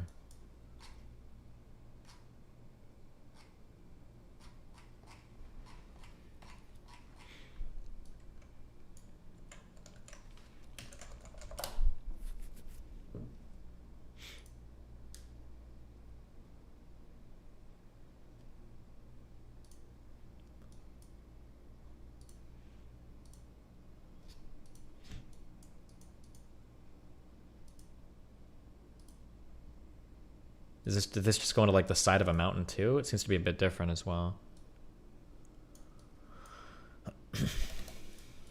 Passenger windows in a picture released 5 years after the event. This is an engine from Pan Am Flight 103 which plunged to the ground at a location near Lockerbie. This, we are told, is an engine from Flight 93 which was supposedly excavated from the hole in Shanksville. These are images from different crashes showing that the tail of the plane almost always survives. It does so because it's normally the last part of the plane impacting the terrain, when most of the kinetic energy has already been dissipated to the ground. This is the mark on the ground that was supposedly left by the tail of Flight 93 before it vanished into thin air. These are the chunks of the wings that are normally found after a plane crash. These are the marks that the wings of the plane allegedly left on the ground in Shanksville before vanishing with everything else into thin air. And this is the center of the hole, which is supposed to have swallowed practically the whole fuselage. But this is where the official story of the crash becomes truly fascinating. According to the Again, on all of these, I think you'd have to compare the circumstances by which these are crashing, because I think that's going to dramatically change the type of impact that you're going to make on the ground, would be my guess, right? Like, somebody intentionally crashing a plane into the ground is probably going to end up leaving a much different signature than planes that are trying to recover but end up, for whatever reason, losing control and crashing, or having an accident midair as well and breaking up midair too. FBI, after 2 weeks of excavation in Shanksville, 95% of the plane had been recovered. A Boeing 757 weighs roughly 100 tons. A mid-sized car weighs about 2,500 pounds, a ton and a half. This means that, according to the FBI, the equivalent of at least 50 to 60 cars was actually excavated from the ground. Question: can you explain how most of an airplane weighing 100 tons could end up buried deep underground in a hole that closed itself up before the first responders arrived?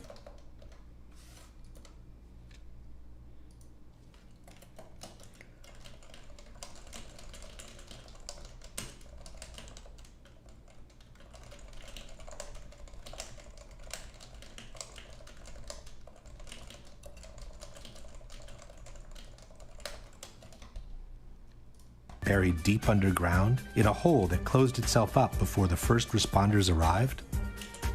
But even if it were true that 95% of the plane has been recovered, where is it? Why have we never been shown it? When a controversial accident happens, all efforts are made to recover as many pieces of the plane as possible. These, for example, are the remains of the flight from Lockerbie, which have been pieced together in a hangar. These are the remains of TWA-800, the flight that crashed in the ocean near Long Island in July 1996.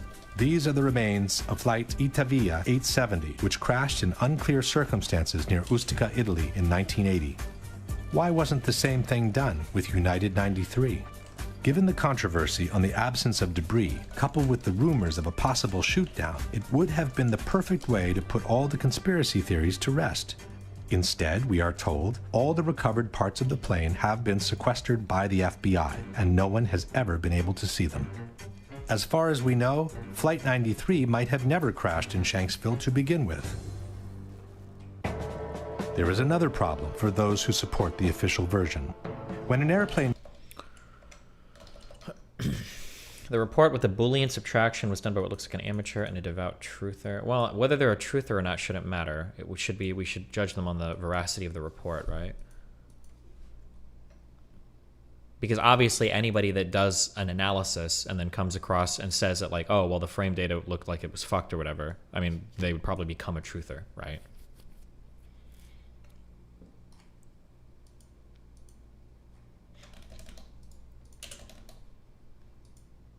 crashes to the ground. Normally, a plume of thick black smoke rises to the sky. Plane crash. There is another problem for those who support the official version. When an airplane crashes to the ground, normally a plume of thick black smoke rises to the sky and continues to burn until all the fuel is consumed. But instead of being faced by something like that, this is what the people in Shanksville saw. This is what we saw. Das ist das, was wir gesehen haben. Sieht fast aus wie ein Pilz. It looked like a mushroom cloud, he said, but under the cloud there is no plume of black smoke rising to the sky. Well, how much that plane that we just saw crash that he's using here, plume of to support the official version. This 747 that had crashed had literally just taken off. This was a 747, I believe, from a military base that didn't have the equipment strapped down properly. So after it took off, they lost control because shit slid around and then the plane crashed. I don't know how much more fuel this would have compared to being at the end of its journey, but that might make a difference on how much fuel burns or how much of an explosion is, right? So I imagine this plane is like full on fuel as soon as it, literally as soon as it takes off, it's crashing, as opposed to the... When an airplane crashes to the ground, normally a plume of thick black smoke rises to the sky, and as opposed to a plane that's been flying for some time, but I don't know how much fuel is normally on like commercial airliners. Continues to burn until all the fuel is consumed. But instead of being faced by something like that, this is what the people in Shanksville saw. This is what we saw. Das ist das, was wir gesehen haben. Sieht fast aus wie ein Pilz. It looked like a mushroom cloud, he said, but under the cloud there is no plume of black smoke rising to the sky. And the mushroom shape is the classic result of a bomb explosion. The same local reporter also noticed the absence of smell from burnt jet fuel and the odor of scorched earth instead. Does he know what burnt jet fuel smells like? I don't know what burnt jet fuel smells like. I have no idea. Very strong odor of the scorched earth. The only way I can describe it. It doesn't smell like jet fuel. It smells like... Kendall, how do you describe it? Just burned earth. Burned earth. It smells like burned earth. The grass next to the hole also indicates there was no fire after the explosion, as it appears perfectly dry and untouched all around. Some have suggested that this is only the initial explosion, and that the plume of black smoke hasn't started to rise yet. But this hypothesis is disproven by this video, taken by a local amateur shortly after the explosion took place. Crash over on Lambertsville Road. As one can see, the initial cloud floats in the air, but the typical plume of black smoke rising from below is not there. Don't know anything If we fast forward the video, we can see that the situation doesn't change much. After more than 1 minute, the initial cloud is still there, but there is no black smoke whatsoever rising from below. Question: since the plane was carrying 8,000 to 10,000 gallons of fuel at the time of impact, What was this type of plane again that crashed? The one in Pennsylvania?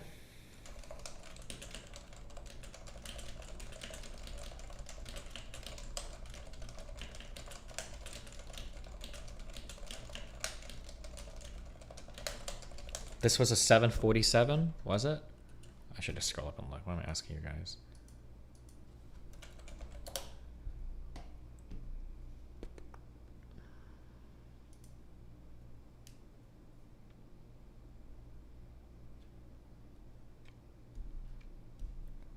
Okay, 757-222.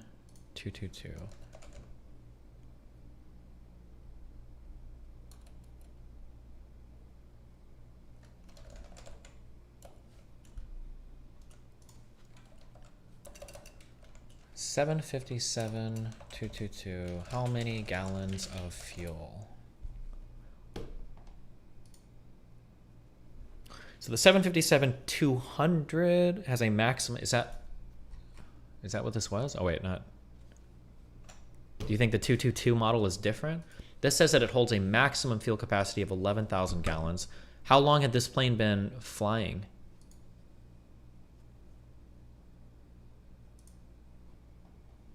Before it crashed. Flight. Also, here's a question. I don't know if there are airplane or pilot people in here. Do you fuel a plane to the max before every single takeoff, or do you adjust your fuel based on how they don't fly full? Yeah, I'm curious. Let's see. Where was this flying to? Fuck no, that's terrible for efficiency. Okay. I know they'll put more because I know sometimes they have to be able to fly holding patterns, so they've got to be able to chill for a bit. So I know they'll put a little more at least, but...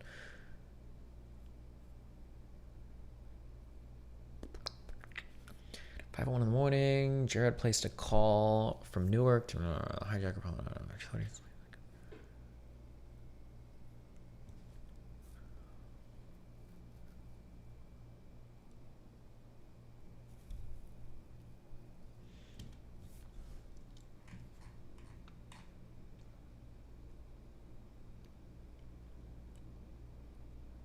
Oh, this was flying. Daily scheduled morning flight from New Jersey to San Francisco. So a fairly long flight. I don't know how much fuel it would need for that flight, though.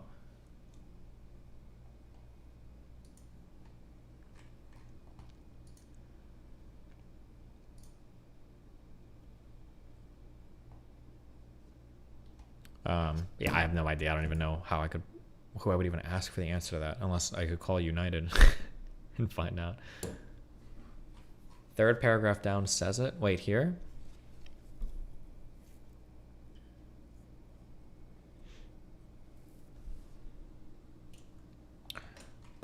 National Park Service has 7,000 gallons of fuel when it crashed. Upon impact, the 7,000 gallons of fuel exploded, creating a ball of fire that rose higher than trees. Oh, I see. Okay, gotcha.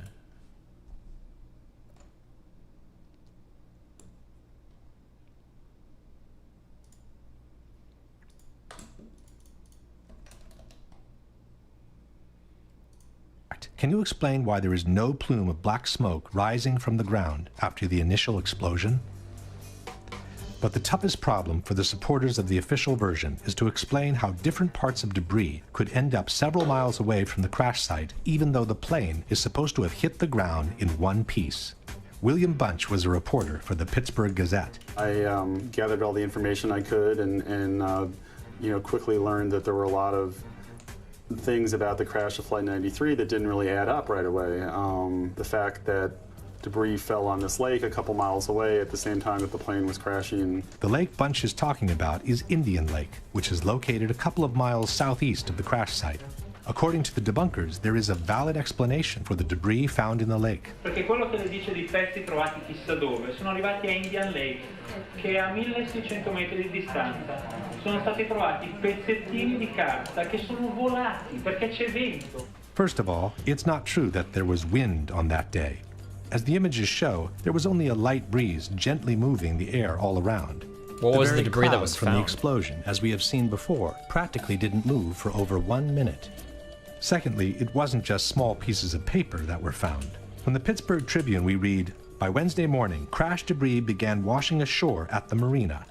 Witness John Flegel said there was something that looked like a rib bone amid pieces of seats, small chunks of melted plastic, and checks. In any case, the problem is not limited to Indian Lake, which is 2 miles away from the crash site. Debris from the plane was found as far as 8 miles away near New Baltimore. This is the map of the debris field published by the Pittsburgh Tribune. CNN also reported the secondary field, confirming that the debris belonged to Flight 93. Well, Darren, in the last hour or so, the FBI and the state police here have confirmed that they have cordoned off a second area about 6 to 8 miles away from the crater here where this plane went down.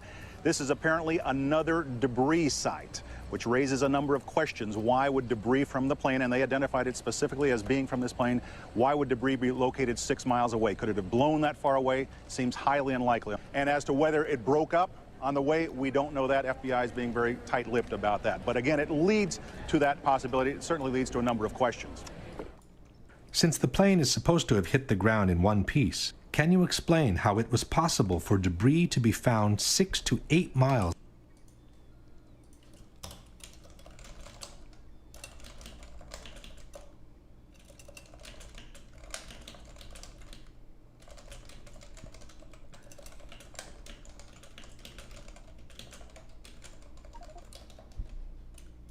from the crash site on a day when only a light breeze was blowing? The extension of the debris field is not the only fact suggesting a shoot-down. There are other elements that seem to confirm Wait, it. this plane was shot down? TV and the lights flickered in the building. About that time we heard the engines roar, and we took off out of the building. As we were coming out from the office out through the building, the okay, so this wasn't a military drone. You know, big boom. Looked over and saw the big ball of fire. Flegel later told other people about the lights flickering. I was in Atlanta, and I was sitting there talking to another guy, and I was explaining to him about whenever we were standing in the office and the lights flickered and everything. And as soon as he heard me say that, he immediately stopped me and he said, well, I'm retired from the Air Force. He said, that plane was shot down. And I said, why? And he said, because whenever the lights flickered, they zapped the radar frequency on everything before they shoot. The mayor of Indian Lake... Wait, what? Why would zapping... First of all, I don't know what zapping a radar frequency means, but why would doing anything with a radar frequency cause an outage or a flicker in power? Also remembers the power going off just before the crash. Our power had gone off, and then we felt a tremor. It sounded like a missile came across our house. I mean, they were going that fast. The mayor of Shanksville had something interesting to say. I know of 2 people, I will not mention names, that heard a missile, Stuhl said. They both live very close, within a couple of 100 yards. This one fellow served in Vietnam, and he says he's heard them, and he heard one that day. But who could have possibly shot the plane down? As far as we know, there are no witnesses who saw fighter jets near Flight 93 at the time of the crash. There are, however, some witnesses who saw a small, unmarked white plane which flew over the area just before the crash. I was just driving along here. It was a beautiful day. Had my window open. Had this... When you're in these places, like out in these rural communities, if you're just flying like a single-engine plane, do you have to check in with any air traffic control towers, or are you like clear to just do whatever under a certain altitude?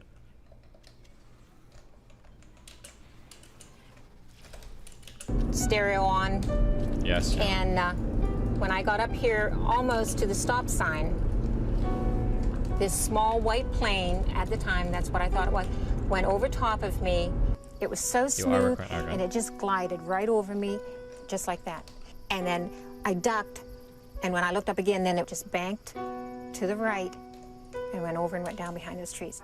Something caught my eye, and here was a white plane, and it was coming from the crash site area. The debunkers maintain that there is no mystery behind the white plane.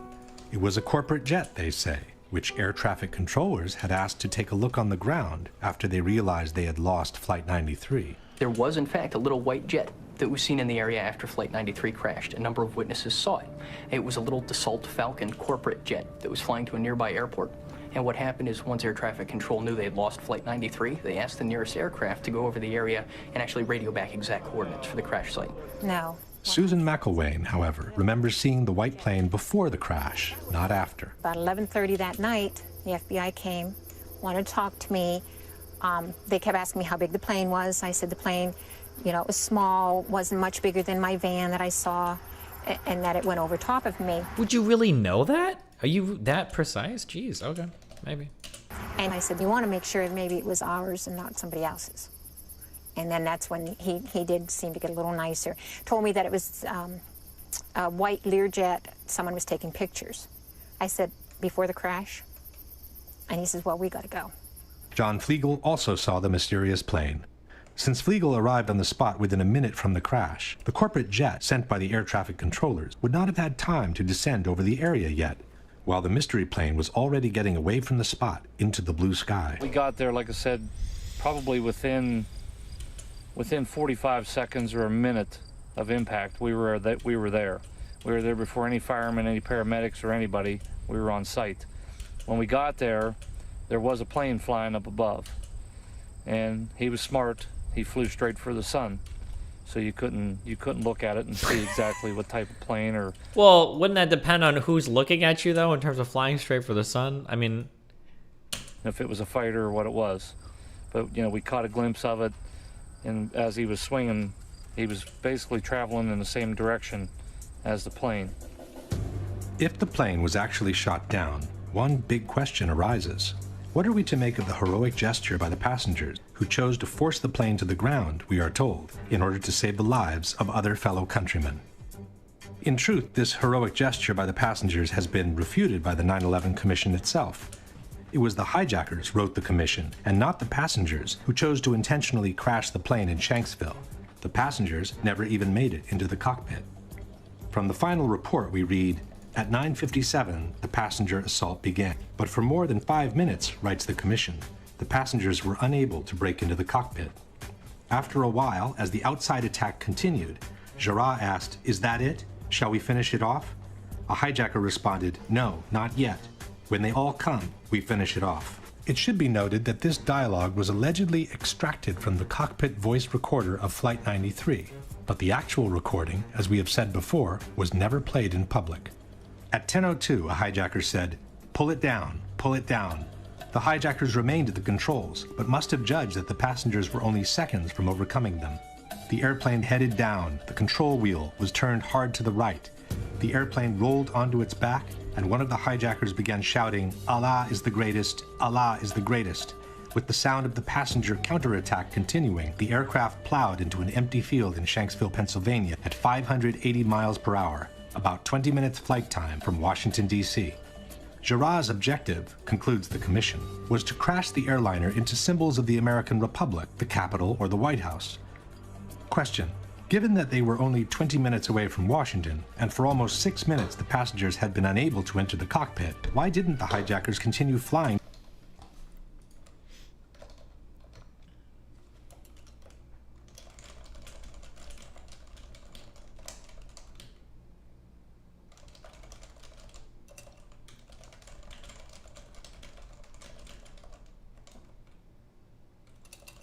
Capitol? Isn't it Capitol? With an O?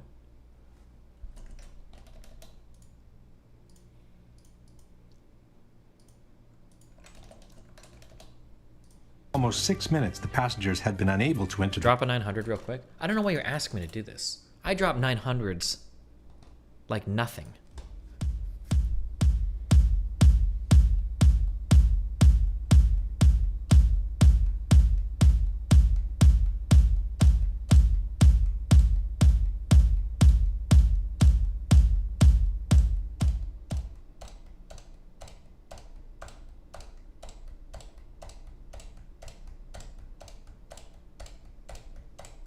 Fuck! Dude, this 880 score is some bullshit. It pegs you here and it doesn't let you escape.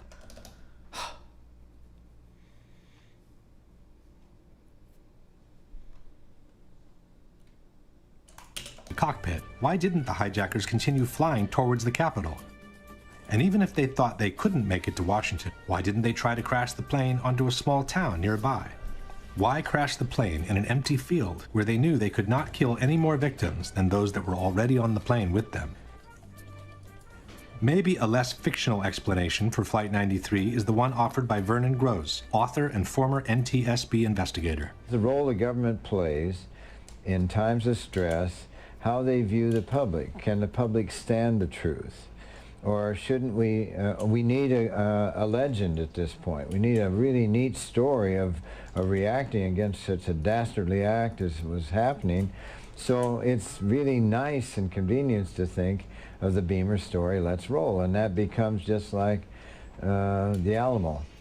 And it's just one of those legends, and I think there'll be a lot of pressure to let the legend stay where it is. What? But wouldn't we be? What would we scramble inside U.S. airspace to shoot it down though? Would it be an F-16 or an F-14? Like that'd be pretty noticeable to most people. Not some strange small white plane, no? Or is the conspiracy? Or I'm sorry, I shouldn't say conspiracy. Are they alleging that that white plane was some sort of like secret military plane that like drove by and shot the other plane out of the sky? If we now summarize Flight 93, we have no proof whatsoever that the terrorists boarded the plane, nor that they were ever in the cockpit.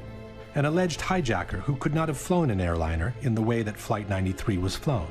A false, concurrent hijacking that called the attention away from the real one. No proof whatsoever that Flight 93 crashed in the field near Shanksville. An extended debris field which flatly disproves the official version of the crash and suggests that the plane broke up in mid-air instead. An unexplained small white jet leaving the area right after the impact. And the fact that the passengers who called from their cell phones could not have been on that plane to begin with, which strongly suggests their revolt was a scripted, fictional event intended to fuel a prefabricated legend. Based. The Twin Towers. Part 6.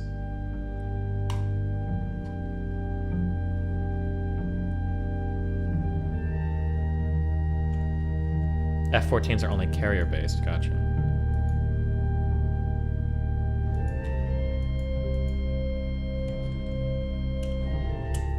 Dude, I need more oil. I'm fucking oil fucked in this game. Holy shit. Oh, there's a fuck ton down there, huh?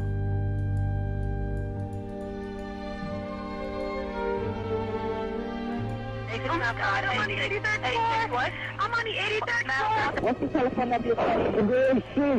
You can do it 41 2623. Are they going to be able to get somebody up here? Well, of course, man. We're coming up for you. Two of us in this office. We're not ready to die, but it's getting bad. There's no one here yet, and the floor is completely engulfed. We're on the floor, and we can't breathe. Please, hurry. No fire for now, and no smoke, right? Of course there's smoke. Which way you guys up to? We're getting there. Doesn't feel like it, man. I got one too. It's very hot. I don't see any air anymore. Okay. All I see is smoke. Smoke rises to the roof there. We're on the floor. We're in the window. Can't see. Can you stay on the line with me, please? Yes, ma'am. I'm going to die, aren't I? No. I'm going to die. Ma'am, say your prayers. Thank God to blow the wind from the left. Help! Ma'am? What the hell happened? Oh my God! Oh God!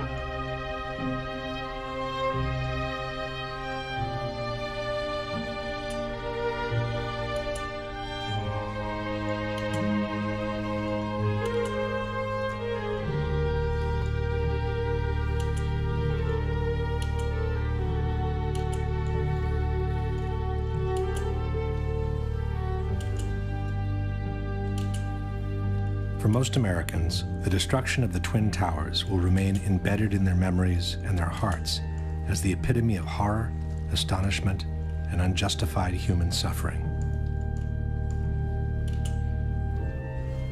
But what if it was the Mossad? But for some, it may have represented the moment where large corporate interests of global reach and cynical economic greed found the perfect place for a secret encounter. Common wisdom has it that the September 11 attacks destroyed two of the best jewels America has ever had. But exactly jewels, the Twin Towers, were not. While they sat on some of the most valuable real estate in the world, after 30 years, the Twin Towers had become obsolete. with each of the floors built as an open Jesus Christ. I understand where we're going with this. Space of almost 1 acre in size, the rising cost of energy had made it extremely expensive to keep the buildings warm in winter and cool in summer. General maintenance was also very expensive compared to buildings from more recent years. In his 1999 book on the Twin Towers, Divided We Stand, author Eric Darton wrote, "When the World Trade Center was bombed in February 1993, it was already passing its prime as office space, overtaken..." Where are we going, Destiny? Well, now it sounds like there's going to be a conspiracy that, like, it was a really good opportunity for a business dude to get these basically demolished with a couple of commercial airliners in order to rebuild them to be more efficient. That's what it sounds like we're headed. By a generation of more recent, cybernetically smart buildings with higher ceilings and greater built-in electrical capacity. To maintain the Trade Center as Class A office space commanding top rents, the Port Authority would have had to spend $800 million rebuilding its electrical, electronic communications, and cooling systems. Furthermore, after the 1993 bombing, the tenancy had dropped dramatically, and it had been very hard to bring it back to normal levels. But the biggest problem with the Twin Towers was the large amount of asbestos they contained. Built in a time when the use of asbestos was still allowed in civil construction, at least 400 tons of this extremely dangerous material had been used to fireproof the steel structure of the buildings and to insulate hundreds of miles of pipings for water, heating, and air conditioning. Asbestos was also present in the ceiling panels, the elevator shafts, and the vinyl tiles from office floors. From a property condition assessment of the Twin Towers dated December 2000, we read, "According to Port Authority records, a total of 7 million square feet of vinyl asbestos floor tiles were installed in the World Trade Center. By the time asbestos was banned from civil construction, the Twin Towers were nearing their completion. Initially, the asbestos was encapsulated wherever possible to prevent the particles from being inhaled. But in the 1990s, the regulations grew tighter, and every time a simple renovation was needed, the complete removal and replacement of the asbestos was also required. At the same time, because of the health risk it posed, the cost of asbestos removal and abatement had been skyrocketing." This is such a niche question. I don't expect anybody to know this, but does anybody know if that's true? I know that for residential houses, I don't think they normally recommend the removal of asbestos. I think they normally just recommend the sealing of it. But maybe for commercial properties, it's different because they're expected to have more money and because repairs and everything would be more likely to disturb it. Maybe? I don't know. Safety procedures required the areas to be treated to be vacated in advance, hermetically sealed, and kept under negative pressure at all times to prevent particles from escaping outside. Only specialized workers could access the area, wearing airtight suits and respirators. A full decontamination process was required every time they left the area. In the mid-90s, the Port Authority put out different bids for the removal and replacement of the asbestos in a case-by-case scenario. For example, this is a 1995 contract for the installation of 2 low-voltage substations in Towers 1 and 2. One section in the contract listed the replacement of asbestos at floors 41, 42, 75, and 76 in Tower 1 and floors 75 and 76 in Tower 2. Total cost for the asbestos removal and replacement, $868,000. Tower 2, 40th floor, contract for asbestos removal and abatement, total cost, $650,000. Towers 1 and 2, removal of asbestos and new ceilings at floors 7, 41, and 75. Total cost, $882,000. It soon became clear that the Twin Towers were quickly turning from a prestigious asset into a serious liability. From the December 2000 condition assessment, we read, from 1986 to 1999, a total 31 contracts were bid, and a total of $58.2 million was spent in abatement projects.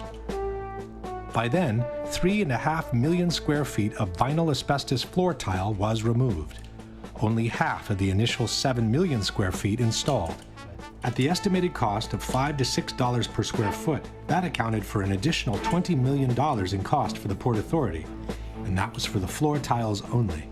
There were also hundreds of thousands of square feet of spray-on fireproofing to be removed throughout both buildings. And then there were the elevators. This is the list of elevator shafts with asbestos-containing material as of December 2000. This is Tower 1, and this is Tower 2. Reportedly, by the year 2000, the Port Authority was looking at an asbestos abatement bill of as much as $1 billion. The the same money it would have cost to build a brand new tower. Back in the 90s, the Port Authority... The same money it would have cost to build a brand new tower? Does that include, like, the demolition and cleaning and everything thereof? Is that really true? That those towers could have been rebuilt? Like, torn down, all the stuff hauled off, and then rebuilt for $1 billion? Authority had sued the insurance companies, trying to get them to cover the cost of the asbestos removal. But in May 2001, 4 months before the terrorist attack, the Port Authority of New York and New Jersey lost their 10-year-old court battle. At that point, the Port Authority was between a rock and a hard place. The Twin Towers could no longer be maintained without incurring the cost of asbestos removal, yet they could not be demolished because of the large amounts of asbestos they contained. The only remaining option was to dismantle and remove the two poison-filled giants one piece at a time. But the cost of such an operation would have been so astronomical that no one has ever tried to put a number on it. Oh boy. Luckily for all, the stalemate was broken when a real estate tycoon named Larry Silverstein, who already owned Building 7, offered to purchase a 99-year lease for the Twin Towers. 76 years old, and look at him go. He walks fast, talks fast, and is always selling. Silverstein seemed in a big hurry to close the deal. Even though he had been hospitalized for a car accident during the bidding operations, he asked his doctors to take him off the morphine so the deal could be finalized. So I told the doctor, I said, kill the morphine, and I got to get my people in here, because you can't think with morphine. So they let the morphine run down. The pain was terrible, but I brought everybody together, and that's when we framed our best and final bid.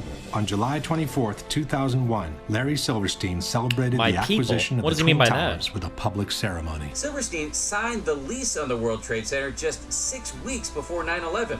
He then took out an insurance policy covering the Twin Towers for $3.2 billion in case of total destruction. Silverstein then began spending every morning of the week in his new office in the North Tower. And so my mornings were spent at the Trade Center, and then by noon I was back uptown. But on September 11, luckily for him, Silverstein didn't go to work. Even though he had already scheduled a business meeting in the North Tower, he found out that his wife had made an appointment for him at the dermatologist. The morning of September 11th, Silverstein was scheduled to have breakfast at the restaurant at the top of the North Tower. He canceled at the last minute at the insistence of his wife, Clara, who wanted him to go see his dermatologist. Wow. That particular morning, even his wife was in on it. My wife, God bless her, had made an appointment for me at the doctor. And I said, okay, yes, dear, I'll go. Everyone who was in that restaurant that morning perished. And then, just minutes later, received a telephone call to turn on a television set and witnessed this horrendous circumstance. This is how, on the evening of September 11, Larry Silverstein found himself in control. It feels like this is like the biggest conspiracy with the most number of random fucks that happen to know what was going on, but somehow we still didn't get a good leak to verify everything. How is this possible? How did so many random fucking people know that the towers were coming down? Of some 12 million square feet of new office space to be built on some of the most valuable real estate in the world. And since the terrorist attacks had been two separate events, contended Silverstein, the insurance companies would have to pay him $7 billion to rebuild what he has always been calling My Three Towers. I will spend $7 billion on My Three Towers. Eventually, a settlement was reached for $4.5 billion, which was still 1/3 more than the amount initially insured by Silverstein. And since on September 11, due to the terrorist attacks, Building 7 had also been destroyed, Silverstein received another $800 million to rebuild a skyscraper that had originally cost $400 million. It's a much more beautiful building. It's How a glass convenient. facade. Wow. Allows the light to come into the space. The views on four sides are phenomenal, and the space looks magnificent. In the meantime, all the asbestos from the Twin Towers has been inhaled by the citizens of downtown Manhattan, and especially by the first responders and volunteers who worked at Ground Zero, who are now being decimated by mesothelioma and other pulmonary diseases. In the debate over the destruction of the World Trade Center, two important organizations have played a major role. One is NIST, the National Institute of Standards and Technology, which was officially tasked by the US government to investigate the collapse of the three skyscrapers. In 2005, NIST presented their final report on the collapse of the Twin Towers, and in 2008, the one on Building 7. For the Twin Towers, NIST concluded that they were brought down by the consequences of the impacts and the ensuing fires, while Building 7, according to NIST, was brought down primarily by fire alone. In other words, they fully confirmed the official version by the U.S. government. The other organization to bear weight on the debate has been Architects and Engineers for 9/11 Truth, an association of professionals in civil construction founded in 2006 by San Francisco architect Richard Gage. Architects and Engineers lists over 2,000 experts in structural engineering, science of materials, architectural design, fire protection, science of construction, metallurgy, and even experts in controlled demolitions. Since they've entered the fray, Architects and Engineers has brought to the table a solid amount of scientific information refuting the official explanation by NIST on the collapses and confirming the theory of controlled demolitions instead. At the same time, Architects and Engineers has acted as an unrelenting watchdog for every action taken by NIST, pointing out every single error in their work and even forcing them, in some cases, to make corrections to their reports. I think it's something that we need to clarify and correct in the final version of the report. Okay. The first issue that needs to be clarified is the actual strength and solidity of the Twin Towers, since both the 9/11 Commission and the debunkers have made extensive efforts to depict them as extremely light and fragile buildings. The outside of each tower was covered by a frame of 14-inch wide steel columns. The centers of the steel columns were 40 inches apart. These exterior walls bore the majority of the weight of the building. The interior core of the buildings was a hollow steel shaft in which elevators and stairwells were grouped. Le torri di New York invece erano sostenute da un'intelaiatura esterna, da sottili nervature d'acciaio, insomma erano come dei parallelepipedi vuoti. Il World Trade Center era una struttura leggerissima, era la massima espressione del grattacielo leggero, come lo chiamano i tecnici. C'è un solo altro edificio che io sappia, che è quella che si chiamava un tempo la Sears Tower a Chicago, che usa lo stesso tipo di struttura. Dopo il World Trade Center nessuno l'ha più usata. As we shall see, all these statements are false. Contrary to traditional skyscrapers, where all the support columns are equally spaced, in the Twin Towers, part of the supporting columns had been moved towards the exterior wall, creating a large column-free space available for rental. For this reason, the external structure had literally become a grid of steel columns made with prefabricated blocks that were mounted on site. These are the thin steel nerves mentioned by debunker Alberto Angela, 244 steel columns placed approximately 2 feet apart, which supported 40% of the weight of the towers. Good one, debunker. Far from being two empty parallelepipeds, the internal structure was comprised of 47 steel columns, so long and sturdy that a special factory in Japan had to be built in order to assemble them. It was the core structure to support the majority of the weight of the building, 60% of it, and not the external structure. The core structure seen on the left is what the 9/11 Commission has called a hollow steel shaft. This is the same core structure near the base of the tower. The core structure was an actual, extremely robust steel skyscraper built within another skyscraper. The core structure housed the stairs, the elevators, and all other services needed for the functioning of the tower. The inner walls of the core structure were made of simple layers of sheetrock. A long series of steel trusses connected the core structure to the external one and supported the floors. The floors were also prefabricated rectangular pieces covered by a thin layer of concrete. The internal and external structure connected through an umbrella-like structure called a hat truss, which kept together the towers and bound them from above. The idea that this kind of structure is fragile and therefore no longer used after 9/11 is disproven by the new Building 7 built by Larry Silverstein. Oh. A strong central structure supports the majority Larry, of the back weight of at the it building. again. Long steel beams support the floors and connect the core structure. Wait, Sneeko just got banned? Yeah, he should have. I never liked that guy. He was a fucking loser the entire time. No, I'm just kidding. Wait, did he really get banned? They finally got me. Addressing the allegations. Wait, this is a 3-hour video.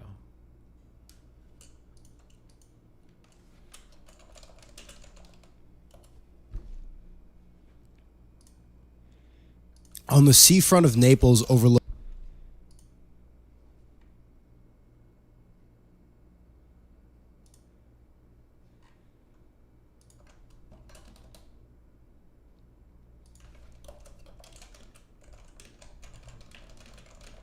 Copyright, he thinks. Okay. His stream got taken down. Gotcha. To the external one, allowing for large column-free space in between, a very similar concept to the one used in the Twin Towers.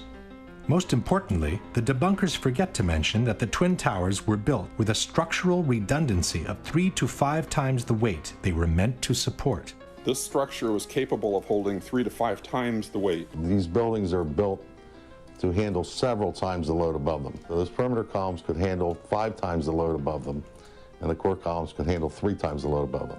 In addressing the solidity of the Twin Towers, the Massachusetts Institute of Technology stated that its 244 perimeter columns made it one of the most redundant and one of the most resilient skyscrapers. On the same subject, the architectural firm of Roth & Sons wrote, "The building as designed is 16 times stiffer than a conventional structure.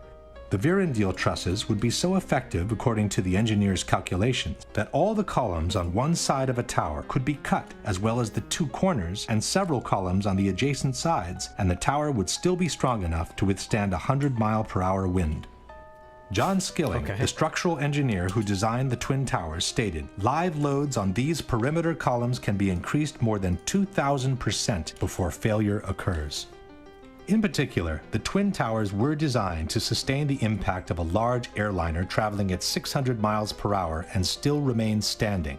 Interviewed in 1993 by the Seattle Times, John Skilling stated, "We looked at every possible thing we could think of that could happen to the buildings, even to the extent of an airplane hitting the side. Our analysis indicated the biggest problem would be the fact that all the fuel from the airplane would dump into the building. Oh, there the would be jet a horrendous fuel. fire. A lot of people would be killed. The building structure would still be there."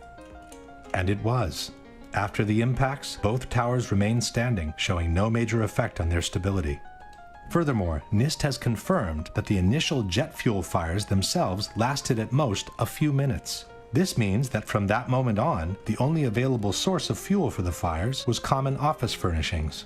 And, as we know, regular office fires are not hot enough to affect the stability of a steel structure. No steel frame high-rise building has ever collapsed due to fire. In over 20 years, I have not seen, until recently, a protected steel structure that has collapsed in a fire. These kinds of designs have performed extraordinarily well over history. In fact, until this occurrence, no building had fallen down because of fire. Furthermore, NIST estimated the combustible fuel loading was somewhat lower than found in prior surveys of office spaces. The number of interior walls, and thus the minimal amount of combustible interior finish and limited bookshelf space account for much of the differences. There was no reason for the towers to collapse at that point. With a structure that had clearly withstood the impacts and with less than average office content to feed the fires, both buildings should have remained standing, allowing for the evacuation and rescue of everyone who had survived the initial impacts and the fires. Unless instead, both buildings suddenly collapsed from top to bottom, one 56 minutes after the impact, the other as much as 1 hour and 42 minutes after the impact of the plane. Why? The debate on the collapse of the Twin Towers centers around 2 major questions. One is what caused the initial collapse of the top section of the building onto the lower part of each tower. The second is what caused the complete destruction of the remaining healthy structure below, once the top section had collapsed on it. As far as what initiated the collapse, at first we were told that the heat of the fires had softened and melted the structure of the building. In 2002, NOVA depicted a scenario envisioned by many experts at the time, that the truss connections failed in the extreme heat, causing the floors to fall onto one another, precipitating the collapse. As the steel began to soften and melt, the interior core columns began to give. Jesus Christ. What? What's poppin'? This boring, horrible fucking documentary that we're not even gonna watch together. I'm What do you mean, wasting 3 days on researching this stupid shit. I can't fucking Why believe are you researching? Why can't you just watch it? Why do you have to go do all I this am research? watching it because obviously they're presenting a documentary. They have their collection of facts, so I have to fact check everything as I'm going through it.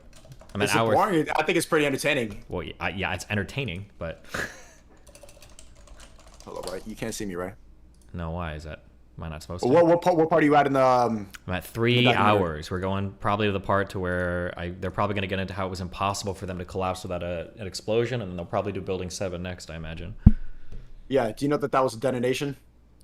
That's what you guys say. Yeah, it was. Like, there's actually like video proof of that, but I don't know how you debunk that one. How is there video proof of a demolition? There's video proof of the guy who got all the insurance money. I don't know if you got to the insurance money from the. Yeah, we got the insurance money. Oof. What do you think about that one? Why do you think he would have gotten the building insured? Why was he at a dermatologist? How many people weren't at the building that day because they had other appointments, or because their Starbucks was running late, or because... Yeah, crazy, right? Not really. There's a lot of people involved in the tower show. What do you mean? Here, wait, so can you here's share screen? What? Share screen. I want to watch the documentary. I want to see what. No, this is boring. I don't even know how much longer to stay awake. I have to do all my homework before I talk to you about this, okay? Because there's a lot of shit that I have to fucking run through for these insane fucking claims, okay? What does your chat think? Your chat is nobody's convinced yet. I think that. Yeah, I'm sure there probably will be some people convinced. There's a lot of weird coincidences. Here, this is the issue at the end of the day, okay? The issue is that you have a highly complicated event that's involving lots of people across really the entire world. If you look hard enough, you can find a bunch of things that it's like, isn't that kind of weird? What a weird coincidence. But then at the end of the day, the alternative hypotheses have insane claims to be made that there is no evidence for.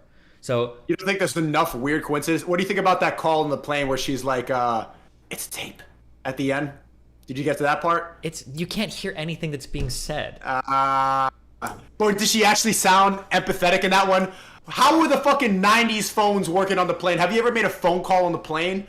And all these people are calling their family members on the phone? So, for one, phone technology was different back then, okay? There were... It was better? It was better in 2001? So, it's not a matter of it being better or worse, okay? There are different... Here, you remember when 5G was coming out? That was better, yeah. Right? But the transmission range was very small because of the frequency of the waves, right? Just because something is better doesn't mean it's going to transmit farther, right? I'm pretty sure, don't quote me on this, but don't radio waves go out farther into the universe than any other type of wave because like the length of where they're at on the EM spectrum? But it's not like radio waves are the most sophisticated form of like digital communication we have, you know? But that's like a highly technical thing. There were phones that could call people back then on planes, right? Like they were the air phones. Do you ever remember seeing? You don't because you're like 23. Fuck. But yeah, way back in the day, no, yeah, there were like there were phones in the back of planes called air phones that you could like swipe a credit card through and call people. Yeah. What about the plane hit the Pentagon and the tail didn't fit and the cameras weren't actually recording and one of the camera looked edited and all the telephones and all the recordings from the okay. Here, so got buried and the plane that landed in Pennsylvania, the fact that it went underground and then 6 miles away, like brother, an explosion went 6 miles away in a field in Pennsylvania. So this is the question that I have for you. Okay, ready? Because I'll admit there are a lot of weird coincidences, right? But here's like the question I have for you, okay? So this is what's the story that's kind of being presented on the other side, okay? 4 planes took off. Those planes were swapped with military drones. Those military drones were all flown into the buildings, and nobody noticed that. And then those 4 commercial planes were landed somewhere. The passengers were forced on those planes to call their family members to make it look legitimate. One of them, while being held at gunpoint to call a family member, that Cece lady, also whispered, "It's framed," or "It's a frame," or whatever. And I guess they didn't notice. We have no records of any of those planes being hijacked by the government. No records of any of those bodies being found. No records of any agents or anybody saying anything about the civilians that were stolen and murdered and hidden. Is he right? Edward Snowden, Chelsea Manning, they leaked a bunch of shit from the government. They didn't find anything related to this. No president, nobody from the FBI, nobody in any intelligence agencies came out and said anything. Apparently, everybody in our government was cool with murdering all these people, and there's not a shred of evidence for any of it. Why are you content to say, well, that must have been what happened? Because you still look at the official story and you see a bunch of coincidences. Like, doesn't that make you wonder, like, okay, well... What coincidences? They didn't even have footage of all the hijackers, not one image of them in the airport?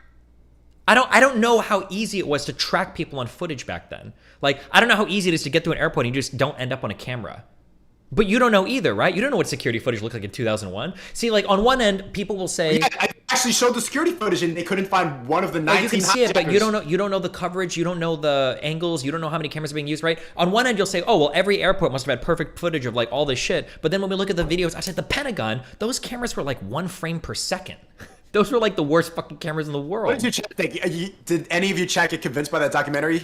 I don't know. We're only 3 hours through it. But I mean, like, I know that there are people that are probably going to look at it and go like, wow, that is a lot of coincidences. But like, you've got a whole alternative theory here that you have not a shred of evidence for. You haven't been persuaded at all? No. You don't think that's an alarming amount of coincidences? What I was hoping for was that they would be making claims that I would have to run through and factually disprove. But instead, it's just a bunch of conjecture saying, isn't that weird? Isn't it kind of strange that he was unavailable for 30 minutes? Isn't it kind of weird that this person did that? There's a good amount. Wait, do a poll. Do a poll in your chat real quick. I want to see what it is because I'm seeing a couple yeses more than I thought. Can you do a poll? See how many people were convinced in my by the DGG chat or my YouTube chat? In the YouTube chat. The YouTube chat might be fully convinced because that's all conservatives in there. But I'll ask. Hold on. Are you? Oh, your chat's conservatives on YouTube? On YouTube, there are a lot of conservatives, and then DGGers are my liberals. Are you convinced by the documentary that 9/11 was a false flag? Yes or no? Not even providing any conspiracy, just saying that they lied about it. Because there are so many Dick Cheney is clearly lying. How do you know? But the thing is, like, where's the evidence for a single one of these lies?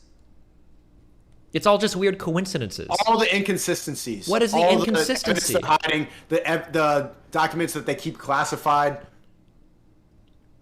The lying in the interviews. For the lying in the interviews, there was that one guy that they had, the Department of Transportation, Mendy or whatever. I don't know if he's lying or if he's just old and he was getting shit wrong, right? 22%? 22% of your chat got convinced by the documentary? Yeah, that's more than I thought. That's my YouTube chat. They're pretty crazy out there. Wait, where you at? Can you share your screen? I want to keep watching with you. I don't even know. I can't share my screen. It's really complicated. Because I have your Discord is on my streaming computer. Oh, DGG? No, your Discord is on my streaming computer. I have a second computer that I use for gaming and watching the documentary, so I can't really like share screen on it.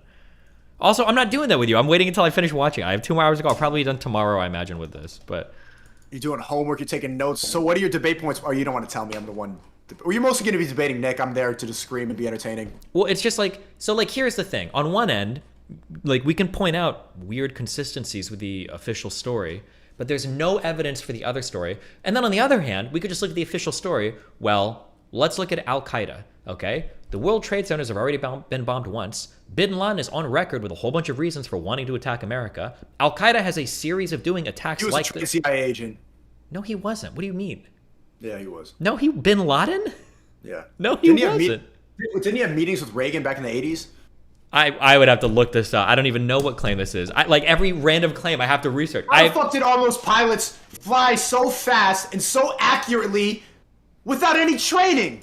Okay, so here's the question, okay? You're presenting this as evidence that... I'm not presenting that as evidence. I'm just asking you to like answer simple questions. No, hold on. No, hold on. I'm trying to show you how the framing of this question is misleading. So the question is, how did these pilots fly in such a highly irregular manner that they were able to guide the airplanes right into the buildings? Wouldn't that be exactly what like an untrained pilot would do? If they were highly trained, wouldn't you have expected to see them take safer paths into the buildings and more controlled paths rather than like crazy? If they were better pilots, they would have flown slower? No, they would have flown in a more controlled manner rather than attempting risky maneuvers. Didn't you see all the interviews from those pilots saying they don't even understand how it was possible for them to do that? Pilots aren't gonna know the maximum capability of commercial airliners because they're commercial pilots. They're civilian pilots. They're not. If you ask a civilian pilot, "Are you able to go 550 knots on approach to a building?" He's not gonna know. He's never done a maneuver like commercial civilian pilot. They're not going to know what the max capability of a fucking 757 is. A trained pilot knows less than an untrained pilot. No, I'm saying that a trained pilot isn't going to know what the maximum fucking capabilities of a civilian airliner is when they're trying to crash into a fucking building. An untrained pilot does. And an untrained pilot, they're on a different mission. Yes or no? They do? They know the maximum capabilities of a plane, but a trained pilot doesn't. They might not know the max capabilities of a plane, but they're willing to push it until the plane literally fucking explodes. A civilian pilot isn't going to do that. Okay. Do you understand that point? Hold on. No. Hold on. Let me see if I can get you on at least a couple things. I should be forcing concessions. Will you agree that we would never ask a civilian airline pilot, what do you think are the maximum capabilities of your plane used in a suicide bombing mission? Commercial airline civilian pilot is not going to know the answer to that question. No, I'm pretty sure they interviewed all types of pilots, even plane experts. It's like, oh yeah, this plane can never go to this level of, they can never go this fast. Sure. It wasn't just commercial airline pilots that they were interviewing. They interviewed some of the like, and they even interviewed military pilots. Okay, here's a question. Okay, you've driven. Do you have a driver's license? Yeah, duh. What kind of? Oh yeah, you have a fucking. Do you say what kind of car you have? I have a Charger. Yeah. Okay, you have a Charger. Do you have over 10,000 miles on it? Yeah, 70. Do you know what the max RPM that motor can go to before it explodes? No.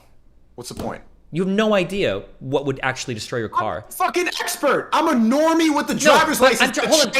But I'm trying to show you this. If I was to get into your car and I wanted to do a suicide drive with your car, I probably would find out what the max fucking RPM for that motor is before it blows, or before a governor or whatever kicks in. Because I'm trying to suicide drive the car. But as a civilian passenger, you're not going to know the answer to that. You're not going to have an idea. You don't know what the max capability of your car is because you're driving a civilian circumstance. So a rando, an untrained, some guy without a driver's license can get in my car, drive it faster than I ever have, and drive it accurately enough to hit a fucking small target like a tower or the fucking Pentagon. Potentially, yeah. If I were to get in your car and I was going on a suicide mission, I bet I could drive that car crazier than you ever have in your life. It wouldn't even be close. Not even an expert. I'm an expert at driving my car. I've been driving it like every day, just like a trained pilot. You're saying a rando, a fucking 16-year-old kid who just got his permit, could drive it better because he's on a suicide mission and he could accurately drive it faster than me. I didn't say he could drive it better. What I said was that he could approach limits on that vehicle that you don't even know exist. Approaching limits is better. What?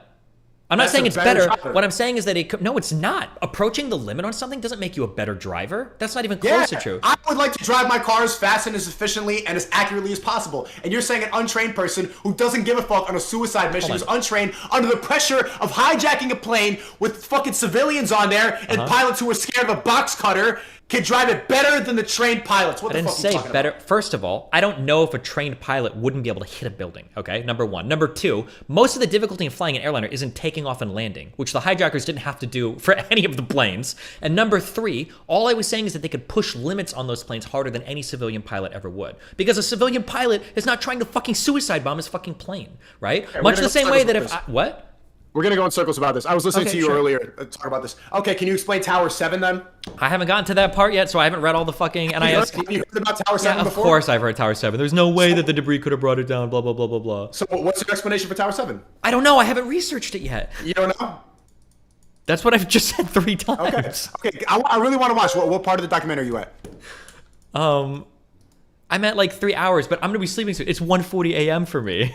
Do your homework. Just gonna be a good. I can't believe. And 22% of your chat just flipped on it. I bet they all believed it before. Like 40% of my chat are fucking Trump fans. Unironically, my YouTube chat is a wild place. Just the most basic one. How the fuck did the plane that crashed in the field in Pennsylvania just bury underneath the ground? How far did it say it went? The whole plane disappeared, and then they showed every other plane crash since then, and the plane is there, available. Yeah. That plane just disappeared, and they found debris 6 away from the How the fuck does an explosion go 6 miles away? Sure. So here's the questions. Okay.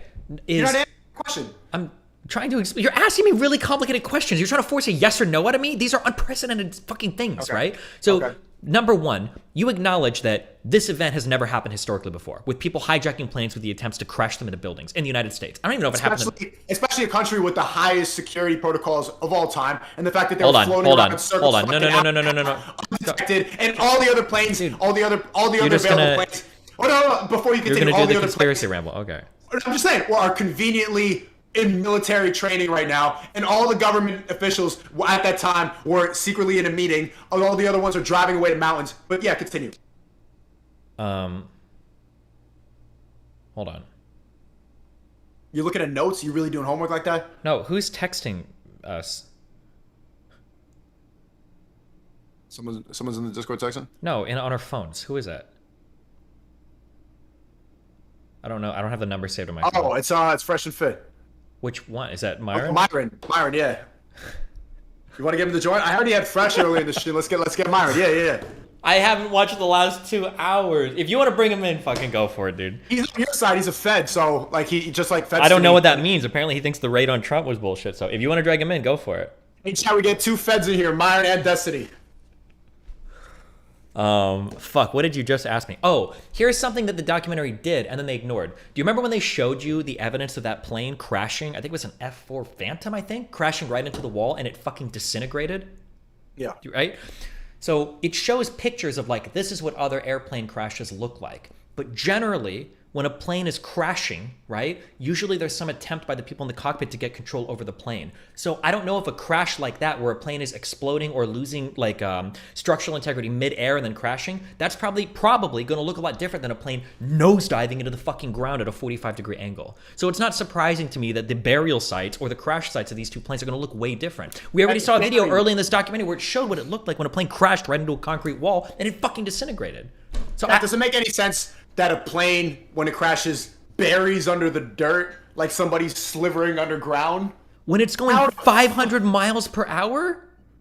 Do you know what type of impact is that? I don't, dude, neither of us know because neither of us have looked at a fucking 100-ton plane going 500 miles per hour right into the fucking dirt. And that makes sense to you that the debris flew 6 miles away? I haven't from... researched the debris yet. That's something that I have to look up because they said they found debris 6 to 8 miles away. I don't know yet what that debris was. I have to look it up. Myron says he didn't have Discord.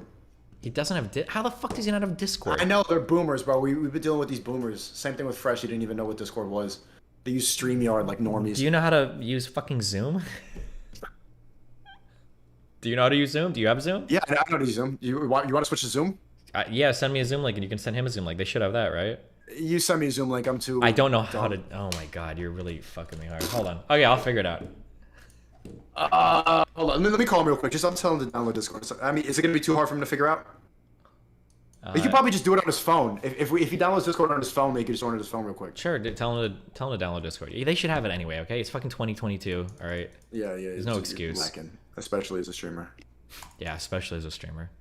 If he doesn't have Discord, Hassan was right. They fell off, okay? That's my chat loves Nick, but he's telling me not to have Nick on anymore, or else I'm going to get a no-fly list. Wait, who's saying that? Myron. Oh, I didn't say any of that, so don't. Yeah, what's up, Myron? Can you download Discord on your phone? It might be too much work to do it on your computer right now, unless you have Mo or some of the producers there.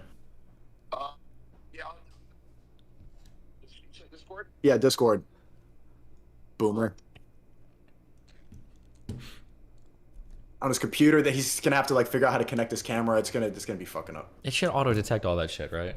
I want to read your chat right now. I want to figure out why they got convinced. Can you do a poll? Can you ask? Or no, that's the. I've already got like a lot of conservatives in my YouTube chat, so I don't know if they've been convinced or if they just already believe it. So are you saying this conspiracy theory is a liberal conservative issue now, and not just common sense? No, it's an establishment, anti-establishment conspiracy theory, and it tends to be believed more on the right than the left. There used to be left-leaning people that believe it, but now anti-establishment lefties might believe it. But the thing is that usually this conspiracy theory, not to sound like a dig, and I'm not trying to personally attack anybody, but it usually is rooted in anti-Semitism, which tends to be a flavor more of the far, far right than the far, far left. I'm not even an anti-Semite. Sure, I know. I'm not saying you are, but I'm saying that a lot of the 9/11 truther stuff usually comes from the idea that Israel has like done things like this whole Goldstein guy and owning the building is usually put. Like I think Ryan Dawson's a big proponent of that. That Israel was the one. He made $7 billion. That Jewish guy Goldstein, he made $7 billion and he had an insurance policy installed like what? 10 months before? Bro, the towers already had a terrorist attack against them. It's not surprising that you would get insurance on it. They'd already tried to blow up the Twin Towers before. What? Did they? I didn't know that part. Okay, yeah. There was a 93 bombing where a dude parked a truck in the part of... I think they were part of Al-Qaeda, right? Holy shit, wait, I need to check that out. Where he parked a truck in the basement, and there's like 100-foot fucking hole that it caused it to explode. And the goal of that was literally to cause the building to collapse and fall into the other one. Yeah, Destiny's chat. What in the documentary made you flip? I'm reading your chat right now. What made you flip? A lot of them are saying. I don't understand, Destiny. Why are you so quick to defend people in power? I'm not quick to defend people in power. I'm just looking at like what is the most reasonable story. There's a terrorist organization that hates the United States. There's a prolific writer, Osama bin Laden, who's got tons of reasons why he hates us. Like he's written extensively about it. You can go read his fatwas. You can go read all of the information that he gives for it. And Al-Qaeda has a history of doing exactly these types of coordinated multi-bombing attacks across. They encourage sectarian violence all across the Middle East. So to see them do another one in the United States is like, yeah, it's pretty consistent with everything. Not to say that your story is impossible. Your story could be possible, but there's not a shred of evidence for it. It's just trying to point out inconsistencies in the main story. Like, here's a question. I mean, your evidence is all stuff that the government told you. How do you decide what's evidence? Hold on. It's yeah, not, it is. It's It not. is. It's not. It's not just our government. Okay, it's every government around the world, and it's all of the independent parties except for the 9/11 Truther movement that have looked into You get to it. the part where Putin was warning about that, and all the other countries were warning about an attack on the World Trade Center. I'm sure that there's probably been talks of attacks on all sorts of things in the United States constantly. We're always under different threats constantly. How credible they are or how serious they are or how much we know about it is always something that intelligence agencies are wrestling with. If you work for any sort of intelligence agency or anything in the military at all, they'll give you literally daily threat assessments where they say, hey, probably shouldn't travel here. Hey, this is a little bit dangerous. Hey, don't go there. Doesn't mean there's always a terrorist attack coming. Conveniently ignored a lot of it. Dude, who's Ryan Dawson? Someone said Ryan Dawson is the lead researcher on 9/11. Ryan Dawson is an insane conspiracy theorist. You can talk to him on your own if you want, but if I have to talk to him, can you add it? Is he online right now? No, I don't have his added. But if I was going to talk to him, I need to prepare to talk to that guy because he's like way off into the like Jews are behind every fucking evil in the world, like crazier than Fuentes. So I would have to specially prepare for that conversation too. Damn, do these Jew haters know that I'm 12% Jew? I think 12% is probably low enough to be okay. You'll fly under the That's radar, okay with it? just like the Okay. planes did, I guess. That's the craziest part, bro. All those planes went undetected. They didn't shoot it down. Hold on, wait. I gotta say something earlier too, because a lot of this is people just don't remember the time. You're talking about how like we have the best security in the world, et cetera, et cetera. In 2000, if it was like your birthday, pilots would walk you through the cockpit. Okay, they didn't even lock the doors to that shit. Like airplane security was a totally different place in the United States before 9/11. When people say 9/11 changed everything about security, it really did. You know, I'm not shitting on you for your age, but like you wouldn't remember because it's always been like this. But there wasn't like the TSA didn't exist before 9/11. I'm pretty sure to get on a plane, you just went through you just went through a metal detector. There wasn't like the giant scatter plot machines or whatever the fuck. You didn't take your shoes off and do all that shit. And the cockpit door was open when you were on flights. You could walk in and like look at shit if you like. I remember they did that for kids on their birthday. They let you go and check. Wait, what did Ryan Dawson crush you on? We had a debate on Middle East stuff a long time ago where you're an Islamophobe? No. But I think, was it over the Syrian civil war? He just had he had a deeper level knowledge on almost every topic that we were talking about. So I basically had to concede the whole conversation to him. But in retrospect, I see that almost every single thing he believes in, he discredits every official narrative or every official investigation. And he believes every side investigation that proves his conspiracy. So in Syria, he believes that most of the chemical weapon attacks were done by the rebels and not by Assad. Or that all of the international organizations like the UN or anybody related to them, they're investigating, they're all lying to benefit the United States or Israel or whatever, et cetera, et cetera, et cetera. But that was a debate from a long time ago. My chat's going crazy. I got a lot of truthers in my chat. Yeah, I'm sure. Yeah. Bin Laden published a letter to the world where he said why he did it. He said it was because of the he said it was because of the Jews. Well, part of it is our support for Israel. Yes. The Arabs, especially, is it Salafi? Fuck, I forget the name of it. But there's a sect of Islam, of Islamists that are trying to establish a worldwide caliphate, and part of that is an extreme hatred of Israel and Jewish people in the Middle East, and Israel's treatment of Palestinians, and that's one of the big things that Bin Laden, especially in his group, didn't like about us, right?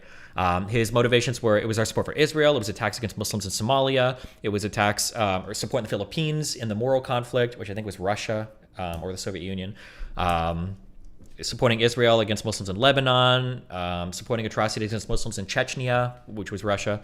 You don't think it was likely that Bin Laden just took credit? Because we were supplying his people with, we sell weapons to them. No, hold on.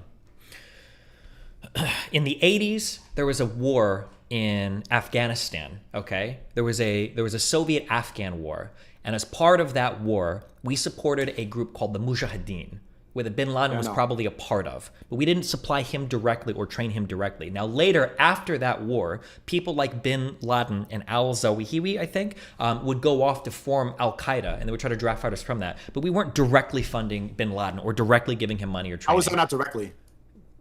because it wasn't. Because when people say, like, we didn't fund Al-Qaeda directly, and I think bin Laden was already part of a pretty wealthy family. But when we were funneling money to that conflict, we were giving the money to Pakistan, the ISI, I think, I don't remember what the abbreviation is, but it's the Pakistani intelligence services that were then taking that money and then allocating it to people in Pakistan. But the United States has never had a direct connection to bin Laden, insofar as I'm aware.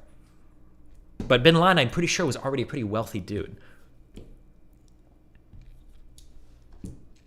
Francisco Kosiga Mossad. Do you know who that is? No. Francesco. Mossad is going to be like Israeli intelligence. That's like Jewish shit, basically, right? Like, I think the Mossad is like the NSA for Israel. So anytime there's like anything that happens around the world, people will be like, oh, it was the Mossad. That just means that like the Jews were behind it, basically. He's a normie. He said he doesn't know how to type his Discord in. Just tell him to friend you. I'll just type that in. Add. Chad, I'm gonna have to debate 2 feds at once. He's on your side on this. Yeah, we'll see, dude. Trump did a lot of things for. Okay, here we go. Also, when you were talking about like that trained pilot shit, right? Do you remember in Seattle that dude that had never flown a plane before that was doing fucking loop-de-loops in that single row commercial airliner? No. You never saw that? What's the link called? You'd probably YouTube. So are you saying that being anybody could just be a pilot? I can't even fly in Flight Simulator, and then just normies are getting into a plane and doing whatever the fuck they want? Hold on, you're missing an essential part of the story. Okay, there's a difference between correctly flying a plane, like taxiing, takeoff, landing, and doing that safely, versus flying into a tower, which is way more difficult and precise and faster. I don't think so. And then versus also taking a plane that's already in the air, under pressure. What, they're locked in a cockpit? I would say it's not. They're under pressure. They got all the passengers in the plane. They have to like tell the pilots to get out with a box cutter. You're saying it's not pressure? I'm pretty sure the only one that had pressure was the one that went down in Pennsylvania.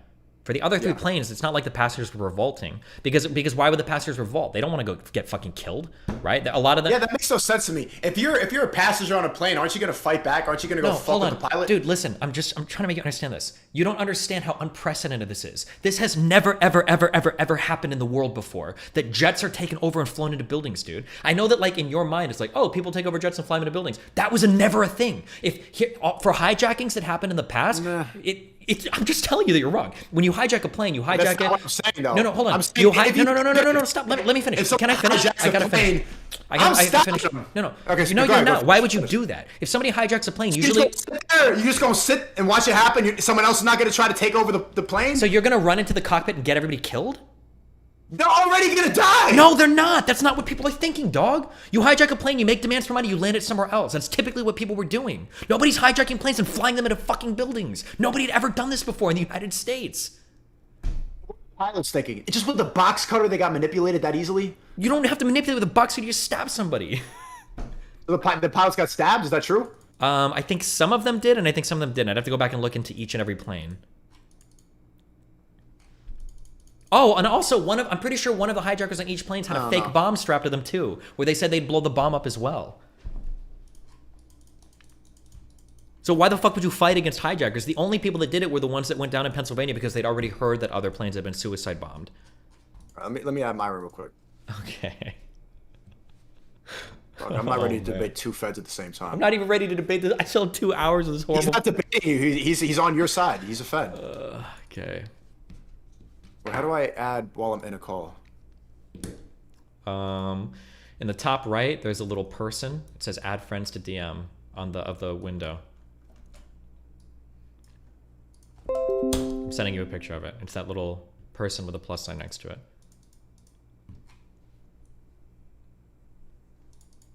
I'm in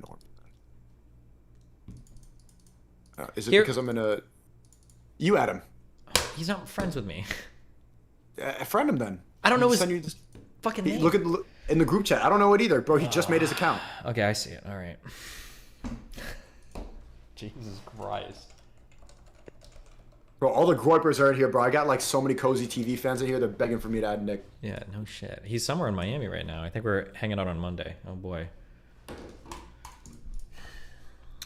All right. I'm a private pilot, and I know airlines are very different, but plane aren't as hard to fly as you think. It's all the other aspects of flying that you don't need if you're on a suicide mission. Yeah, like I've heard that like pinging towers correctly and then landing and takeoff are always gonna be your hardest parts, your most fucked up parts of flight. That's where most accidents occur. That's why we have rules about like your seatbelt and not standing during takeoff, because that's when like 98% of plane accidents occur. But if you're literally just trying to suicide bomb into a tower, there's a lot of stuff you don't have to worry about. Like I said, like if I were to drive your car, like I could push that car harder than you've ever pushed in your entire life. Not because I'm a skilled driver, but just because I don't give a fuck. I'm just trying to kill myself. Okay, I'm adding him to this call. It's gonna make a new one, okay? Jesus Christ.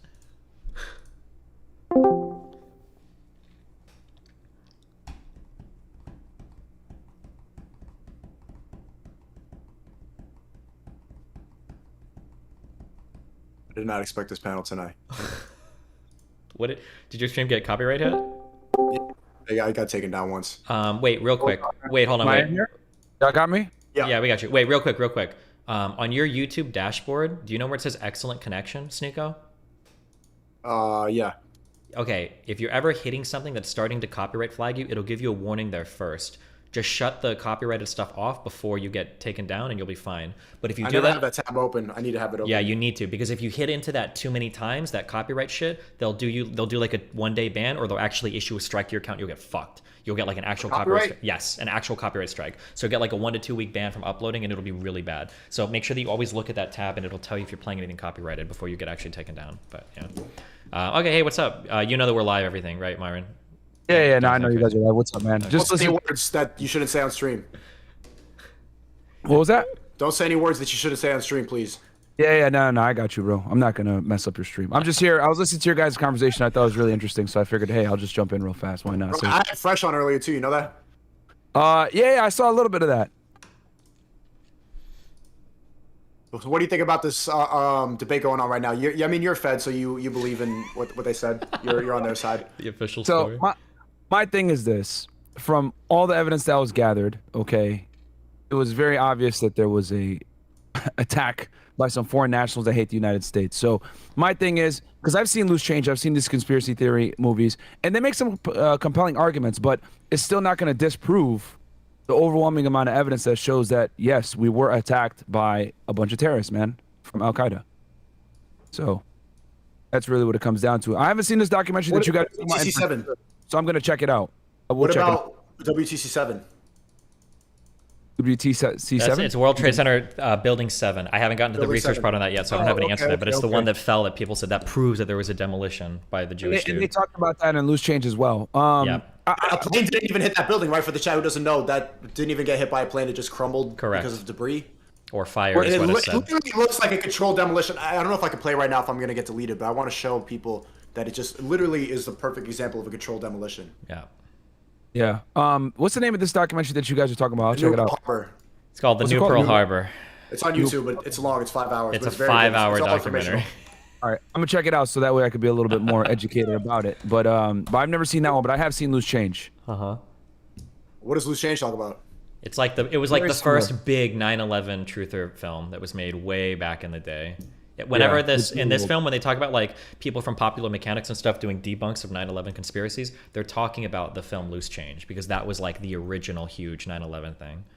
This one's very factual. It doesn't make any opinions. It's just going all facts. Myron's well, but it's not. The problem is that all of it is just saying like, isn't that kind of weird? Isn't this kind of weird? Wasn't that kind of weird? Like, that's all they're saying in the entire thing. There's not like a single fact that shows, and it's making some extreme claims that military drone planes were flown out of, 4 different air bases to take the place of the normal planes, that the civilian airliners were landed somewhere, fake phone calls were made, all those civilians were executed, all the people involved in this have never leaked a single thing ever, despite how fucked up all of it. This is like a crazy fucked up mission that like, all the chain of command was in on it, or at least high enough that they could stop like planes being dispatched. Like, that's like some wild shit. Not to say that it's impossible, but I don't have a single shred of evidence for any of it, and nobody's leaked anything ever showing any of that.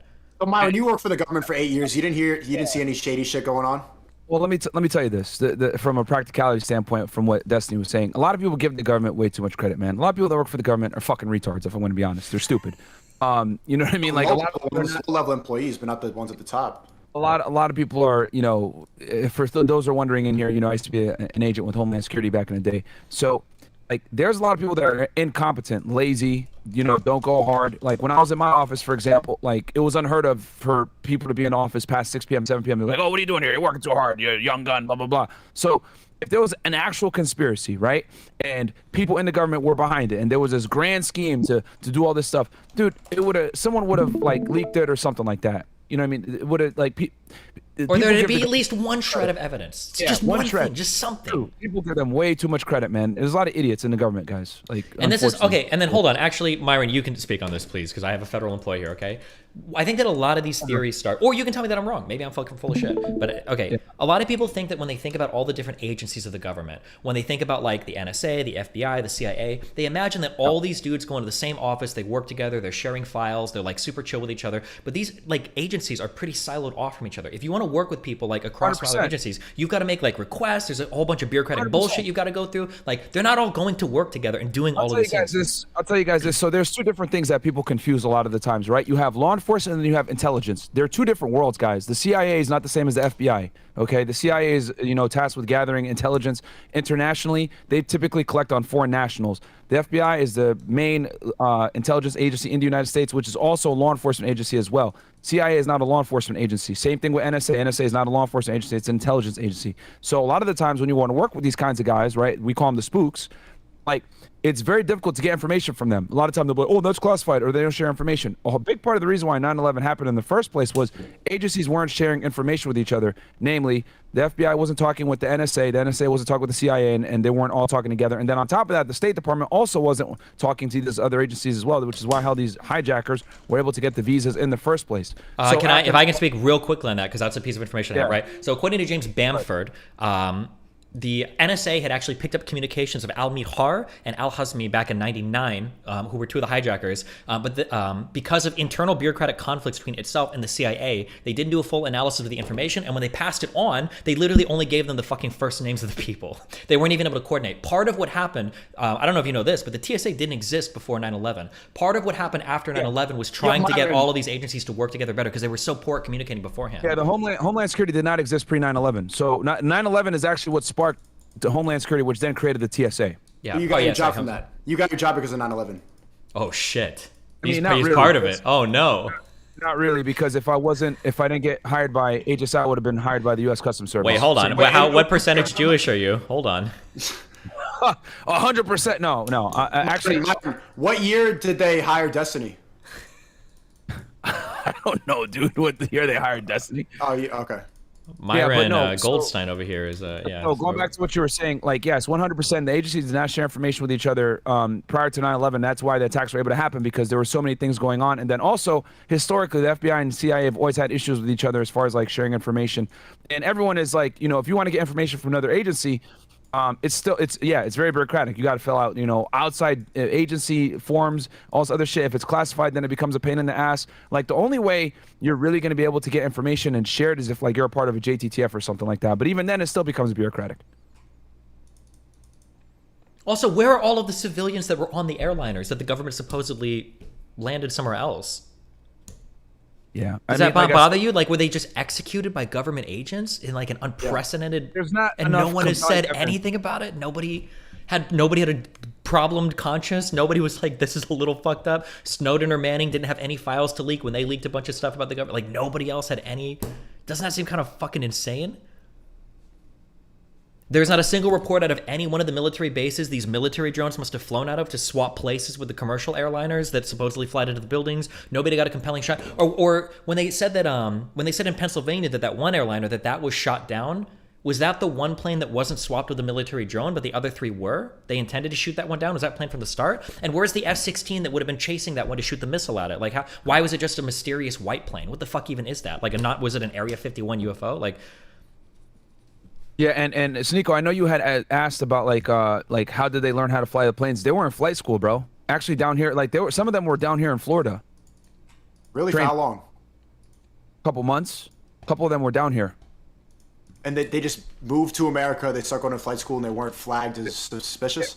Well, that goes back to what I was saying before. The State Department was not communicating, you know, with the other agencies as well. FBI was sharing information. CIA wasn't sharing information because some of these guys had hit the radar, right? Of these one got actually rejected for a bad passport. Yeah. Yeah, but prior to 9/11, agencies weren't really sharing information like that. Like the JTTF existed, the Joint Terrorism Task Force, but it wasn't as how do I say? It wasn't as efficient as it is today. With like sharing information and everything else like that. But yeah, dude, like matter of fact, I know that for a fact because it was the U.S. Customs Service that was doing the investigation into some of those guys, or an INS back then. And then after the 9/11 happened, FBI came in and took all their fucking shit. I know that for a fact because when I was working, an analyst that used to work for Customs, she was like saying, yeah, I was assisting in this investigation. One day FBI came in, they took all the stuff on the flight school information. But if it was so easy for them to get trained and to take down like some of the biggest buildings in America, why didn't the Cubans do it? Why didn't any of our other enemies do it? Why hasn't Russia done that? A couple of fucking, it wasn't even that much of an organized effort. It seemed like they just got in there and Destiny's like, oh, it doesn't matter. They had no training. It was on a suicide mission. They didn't give a fuck. It was really easy to hit the most important buildings in America without any much of a planned attack. It was a terrorist attack in 93. Destiny was talking about it earlier. It was, the car bomb occurred in 93. And then there was terrorist attacks in the 70s as well from Croatians. And Cubans did do some terrorist attacks here in the United States as well. But a lot of times it was on embassies, like for their country that they hate. Yeah, and then also you got to keep in mind that like Russia coordinating a terrorist attack like this would be crazy. One of the things that gave these guys the advantage too is, and one of the reasons why it was so easy to find them, I think within 72 hours the FBI knew every single hijacker, is because they didn't give a fuck if they got found. They weren't trying to hide their connections. They weren't trying to like obfuscate who they were. Like they went to the airports using their real names. Like they had their real baggage and shit. Like we found like passports and some of these dudes checked luggage that actually like was their real name. So like I don't think Russia would want to send agents and then have that known internationally that they've got people hijacking planes and trying to obfuscate that the entire time. Al-Qaeda didn't give a fuck if they got found. They just wanted to crash the planes. The name of the documentary is called The New Pearl Harbor, and it's proven that Pearl Harbor and even, you know about the Gulf of Tonkin resolution? That is not proven. That's a whole other conspiracy theory that you have to dive into. But you know about the Gulf of Tonkin resolution? No. Fill me in. We lied about the Vietnamese blowing up this boat so that we could have a motive to go to war. Americans need to have a motive and a reason to go to war. Just like Pearl Harbor, the Japanese blew up that military base, and then we had a reason to go join the war. Okay. Vietnam War, all the hippies were protesting. No, I don't want to go. We shouldn't go to Vietnam. We have no business going there. So they lied and said that the Vietnamese blew up this boat, and then we went into war. Okay. So why can we not apply that same logic to 9/11? I'm pretty sure that this entire narrative is a total lie as well, but yeah. They lie about these angry... No, the Gulf of Tonkin resolution is proven. That's not even a conspiracy. Look, Google it right now. I'm going to show the stream. Why can we not apply that same logic to 9/11? You make up a terrorist attack, reason to go to Iraq. We're still in Iraq and Afghanistan. We still have soldiers today. We're out of Afghanistan and Iraq. What you're talking about, I'll definitely check it out, man. I'm open-minded to checking different things out. I don't let my prior experience in law enforcement like clout my judgment. Like I'll definitely check it out and see because I'll be able to, because I have because I've seen the 9/11 investigation from another lens because I was behind the scenes. So I'll definitely go ahead and look at this documentary and see like what's true, what's not, whatever it may be. I'm always open to seeing other viewpoints. What were the viewpoints in that other documentary that you're talking about? Loose change, but that's been largely debunked. That's why there's like, this is the new one. It's because a lot of the loose change stuff has already been dealt with. So the new Pearl Harbor is like the new big one that people talk about.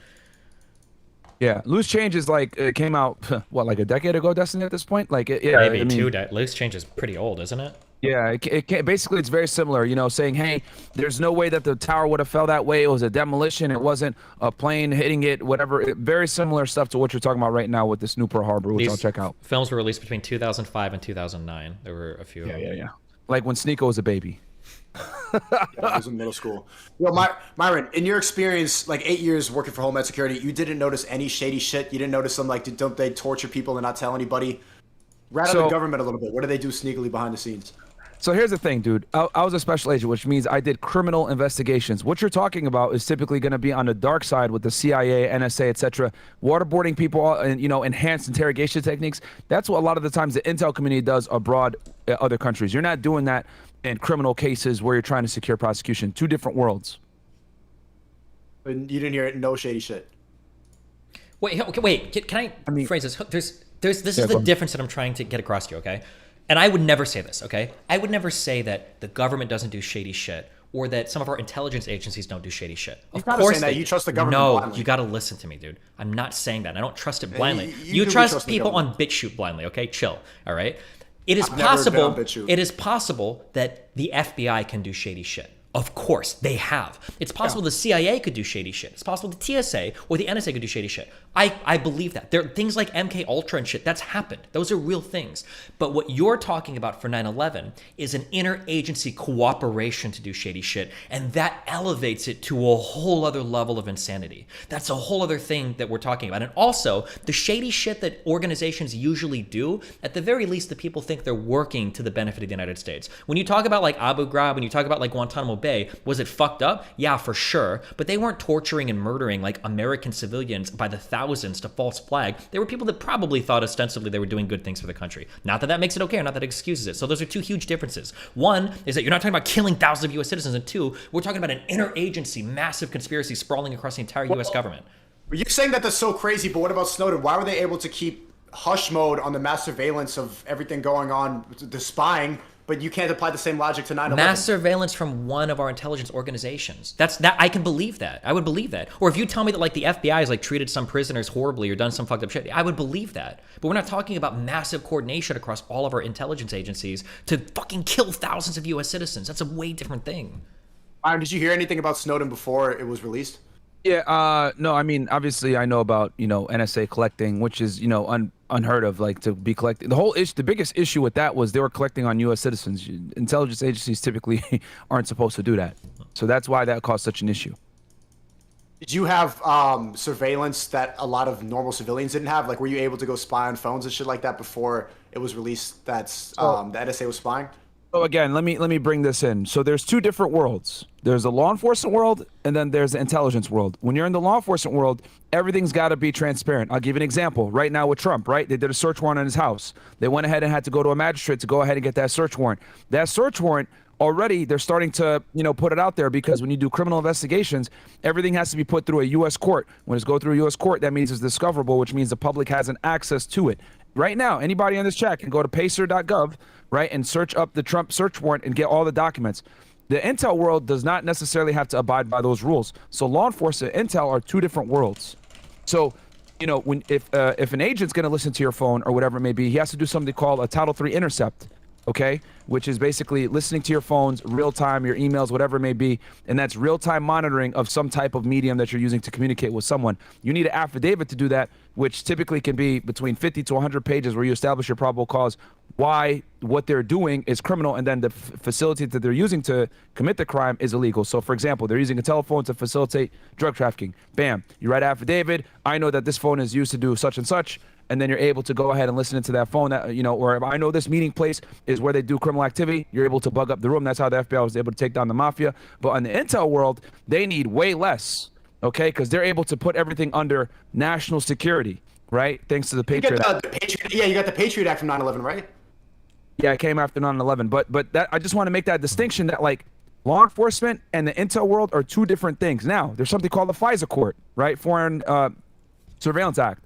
Right, where you can go ahead and you can get, FISA warrants or whatever it may be. That is different than typically the law enforcement world as well, because now you're getting into more espionage, you're going into national security, getting into terrorism, etc. Is that the court you go through to do spying domestically if you're like the CIA or NSA? Is that what the FISA court was for? Yeah, if you need to basically articulate that your investigation has like some type of national security nexus. Okay, yeah, gotcha. To get into the FISA courts, that's a whole other world, because now those documents aren't going to be discoverable to the same level as like criminal investigations with a regular court. Look, the theory, the new Pearl Harbor theory, you could apply to 9/11, and also, have you heard about Operation Northwood? Oh my dude, there's like a million things. Operation Northwoods, America's top military leaders reportedly drafted plans to kill innocent people who commit acts of terrorism in U.S. cities to create public support for war against Cuba. America's done that time and time again. This wasn't actually done, though. This was shot down because it was fucked up. They plan to do it. That's the job of our intelligence agencies, to plan crazy shit. And then hopefully you've got people at the top that are making calls on whether we go through with it or not. But it was ultimately shot down. Nuclear warfare was also crazy shit. We fucking bombed two huge cities with fucking nuclear bombs. That was some crazy shit too. But like, this is proof that the government is capable of lying to get public support for a war. But you don't. No, it's not about lying. We're not talking about lying to get public support for war. I believe the government could do that. I personally think there was some level of that happening when it came to justification to invade Iraq, when it came to them having biological weapons or chemical weapons or weapons of mass destruction. I think that there was some There's a whole thing called the Office of Special Plans, and that's a whole separate thing that you could argue was done in bad faith. But I'm telling you that that is different than getting federal employees. These are your neighbors. These are normal fucking people. Federal employees to get on board with a plan to kill 3,000 plus Americans to do a false flag attack. That's like a whole other fucking thing. Myron, how much do you trust the government? You're right. Do you vote right or left?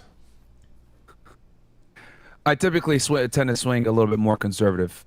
Okay, so how much do you trust the government, and how much is that influenced by your time working for the government?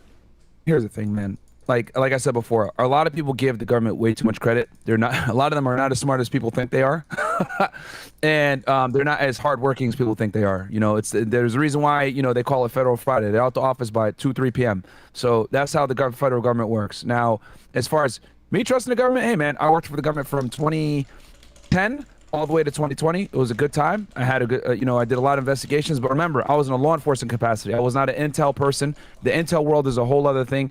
There's a reason why they keep the CIA budget classified. They don't necessarily say how much money they get per year. Yes, they do a bunch of shady things behind the scenes, and some of it may or may not be deemed as ethical, but that's what you got to do sometimes to have the leverage as the world superpower. So I get it. But do you trust the government? Different worlds. But do you trust like the government as a system? Destiny keeps talking about the system of the government. Do you trust What them I've in general? hold on real quick to get my point across clearly, so you're not misrepresenting me.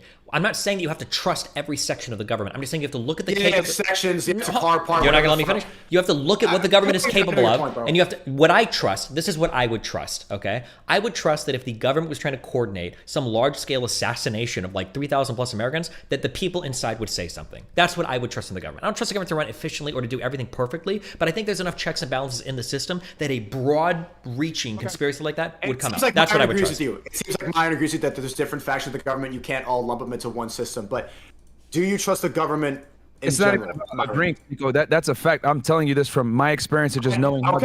Okay, but you're kind of avoiding the question. Do you trust the government? For the most part, yes, but there's definitely some things that I don't agree with. Do you think the government is capable of lying to get public support for war? I mean, dude, that's been going on since the beginning of time. I think you'd be foolish to not think that they're capable It's of doing possible that they lied about 9/11.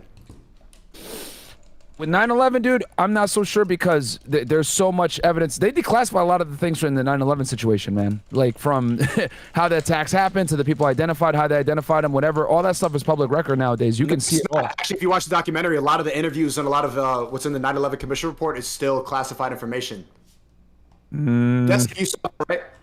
Yeah, I'm sure there's a lot of stuff that still is classified, sure. A lot of stuff wow. around airplane security and shit is Dude, I don't even think you can film episodes on, like, fucking airplane security, like when you're doing TV. Like, a lot of that shit is classified. I don't know why it is. If I knew exactly why, they probably wouldn't have to classify I'll tell you guys why. A lot of the times, the reason why stuff is classified, guys, isn't necessarily because the information in itself is that secret. It's how the information that was... You don't want to burn sources and stuff. Yeah. That's why. So whenever things are classified or it's, this is secret or whatever it may be, it might not even be that serious. It's that they got the information through a means where it would burn that source or burn that confidential human source or that whatever or an investigative technique. That's why it's classified a lot of the times. And what do you think about the United States response to 9/11, the invasion of Afghanistan and Iraq? Do you think that was a proper response to what happened? Yeah, the Iraq invasion made no sense to me. Okay. I don't know why. Did invading Iraq and Afghanistan make sense as in response to 9/11? I think invading Afghanistan made sense 100%. Iraq was wild. Iraq was a bunch of like Egyptians and Saudis. No, it's not about it. The idea was that the Afghanistan government, the Taliban, was basically shielding to people that were destroying the United States, the Al-Qaeda, and they refused to cooperate with us when it came time to turning those people over. So we decided to go into Afghanistan and fuck their shit up. I don't know what the fuck happened with Iraq. I don't know where that came from or why the fuck that was bullshit. But they've had a hold on for Saddam since the 90s. They've had an issue with Saddam for a long time. Sure, so which is fair. Saddam was a fucked up dude. But if you weren't going to get rid of Saddam after the first Gulf War, I mean, you left him there, so you kind of have to deal with it. So, yeah, I think Iraq was fucked for sure, but Afghanistan was for sure. Okay. Finished what his dad couldn't finish. Yeah, I've heard that meme before. Yeah, he tried to kill his daddy, blah blah blah. But so the government knew, and they used 9/11 as an excuse to go into Iraq. Correct? Well, no, they didn't. Kind of, but not really. Iraq, they needed WMDs, remember? Which was probably bullshit. Bullshit. What do you mean? It was all bullshit. They didn't find any weapons of mass destruction. They knew there wasn't any. And Destiny, you adamantly trust the government so much. Think about all the senators. Why do you keep hold on? All the people that you love, you're a fucking Biden beta boy. didn't all those, like Hillary Clinton, all these people voted for the war in Iraq, and they all knew it was horseshit. WMDs. Okay. And you still hold trust on. them. If you're gonna listen to me, you need to listen to what the fuck I'm saying instead of just repeating like these I'm listening to retarded. what You're the hold on. fuck you're saying. No, you're a bot, dude. You repeat What the the most fuck are you bot. saying? You repeat the most bot talking points ever. Okay. So this is my understanding, and I'd have to go back and read more. Okay, because I don't know everything. This is my understanding for how justification. But I'm the bot. This is my understanding for how you don't even know anything about any of these topics. Okay. Look So at homework before you watch a movie. Yeah. yeah, because I like to do my homework. The some justification, notes. the justification for the Iraq War came from a special division that was created by Bush to take unvetted and unverified intelligence and pass it all the way up to the chain of command. The Office of Special Plans was literally created for them to take unverified intelligence from the field and then use that for justification for things like WMDs. I'm pretty sure the CIA and the NSA, I believe, fought against the creation of that and the unvetted intelligence that passed up through that. So when you look at it that way and you say, Destiny, don't you trust the government? Yeah, I do when all the agencies are working together. But when you're literally creating a side thing to take unvetted, I don't trust that. And I wouldn't trust that. And I don't. And I still don't to this day. I think that was bullshit from my understanding of how that functioned. But that's an example of going around the mechanisms that I believe are in place in our intelligence agencies to make sure that shit isn't going off the fucking wire. Bot. Okay. I will say this: being here in the middle of this is pretty awesome. Watching you guys debate and argue things, so very interesting. Yeah. Destiny, I did hear you say something about bringing some girls on the show or something like that. 6 girls. It would be really fun to grab like 6 to 8 of like my friends or whatever to bring them on. It would just be a wild show because they're so different than the Miami people, but it would be funny to see it. We could do it, man. I mean, here's the thing, Destiny. I've heard this a bunch of times. Like, yo, you guys only bring stupid OnlyFans models on, blah, blah, blah. Dude, we brought on girls that are like educated as hell. Well, we had a PhD on yesterday. She still had the same exact talking points as all the other girls, man. I'm telling you, bro. There's something about the people that come to Miami are wild, man. These girls are fucking on another level of insanity, okay? Even I came from LA and these girls are fucking crazy to me. But I don't know, maybe I'll bring, if I ever do this, if I set it up and we get them all flown You can bring them, dude. Hey, man, I fear no debate with any chicks on when it comes to intersexual dynamics. I'd be happy to have that discussion. You know, we could put me, you, and Sneeko on, and you could bring your 6 friends. But dude, I'm telling you, man, the hardware does not change the software. A lot of girls have the same exact talking points, same indoctrination about feminism, thinking that they're equal to men, etc., regardless of their education level. Sure. Yeah. Well, we don't believe that same shit. Wait, Destiny, one more point about 9/11. Yeah. The fucking plane evaporated in the fields in Pennsylvania. They couldn't find any of the ruins. How the fuck did they get the passport? I don't think the passport came from that plane. It came from the ones near the World Trade Centers. They found the ones in Pennsylvania too. Was that for the guy that had the passport that was in his checked bag that didn't make it onto the plane? I don't know. Because I thought they found 2 passports in the World Trade Center rubble, and then I thought they had 1 passport from a guy who he checked in for his flights, but the baggage didn't make it onto that plane, so they pulled the passport from his bag. Yeah. Pretty convenient. Yeah, is it? Or it could have just happened. Yeah, sure. I need to do some research too, man. I'm getting hungry, man. I'm trying to like, bro. Do you see how fast Destiny talks, Myron? He's all day like, whatever happening. Because you're spitting out like 400 conspiracies a second. I gotta like respond to like 7 million things. And I'm just here, like I'm drinking my wine, or I'm about to order some food. Right, I have to like, bro. Listening to Destiny all the time, bro. It makes me want to get more autistic. I want to start reading more stuff online. I want to read these books and everything. Do homework to videos and shit like that while playing video games at the same time. Talking like this, because no, that's a cognitive dissonance. And I just want to get to that level of debating. I'm getting better like that, but you talk so fucking fast, and I just hear I just want to like, but yeah, I'm gonna get better. I'm gonna get autistic. Like I said, I'm always open to other viewpoints, man. So I'll definitely check it out. But like from my point on 9/11 basically is like there isn't enough evidence in my eyes to dispute the fact that we were attacked by terrorists. It's very clear and evident that there's an abundance of information from Bin Laden to the USS Cole attacks, etc. That we were attacked by Bin Laden and his crew. And that's what happened with 9/11. You know what I mean? And I'll watch that documentary and I'll check it out. I'm always open to seeing other viewpoints. For a debate, we have a debate tomorrow. Wait, you and me do? No, me, you, and Nick. We have a debate. Myron, you want to pull up for that? Wait, hold on. Wait. Our debate is scheduled on the 22nd at 6 o'clock EDT. Yeah, okay? it's the 21st right now. Okay, well, because we're past midnight. But you have to wake up, and then it's the next day. Oh, okay. Do you want to be on there on the 22nd? That's the same day the Creativity Kit is dropping, by the way. Go sign up right now, seco.net. What are y'all debating? This fucking 5-hour documentary. Yeah. Oh, the documentary? I already know it's good. We're going to go through 30 minutes of it, and it's going to derail, and I'm wasting like 3 days. And you're going to be yelling at Nick back and forth, and you guys are going to have an autistic, high IQ level conversation. I'm just gonna be there like on the bottom, like, yeah, cool, dope. I'll definitely tune into it. I'll check it. It's gonna be Monday. Yeah, Monday at 6 Nick is gonna be on the guy in the no-fly list. Yeah, but I need to have like another black guy. I need to have some because like, bro, if I just have always like two white guys going back and forth saying the N-word back and forth, it doesn't Okay, look hold good on. for me. Listen, I've never said the N-word on this stream before. Okay, so slow down. Okay, calm down. We don't want to though. Well, I don't count. Want to. They don't count me as a black guy, so I can't do anything, bro. They don't count me as one. Well, we could both give him a pass if we work together. Okay, we can maybe equal one, right? We can equal one pass for Destiny. One pass. Yeah, let's. Okay. I'm getting tired though, bro. But yeah, you want to pull up for that 2 days?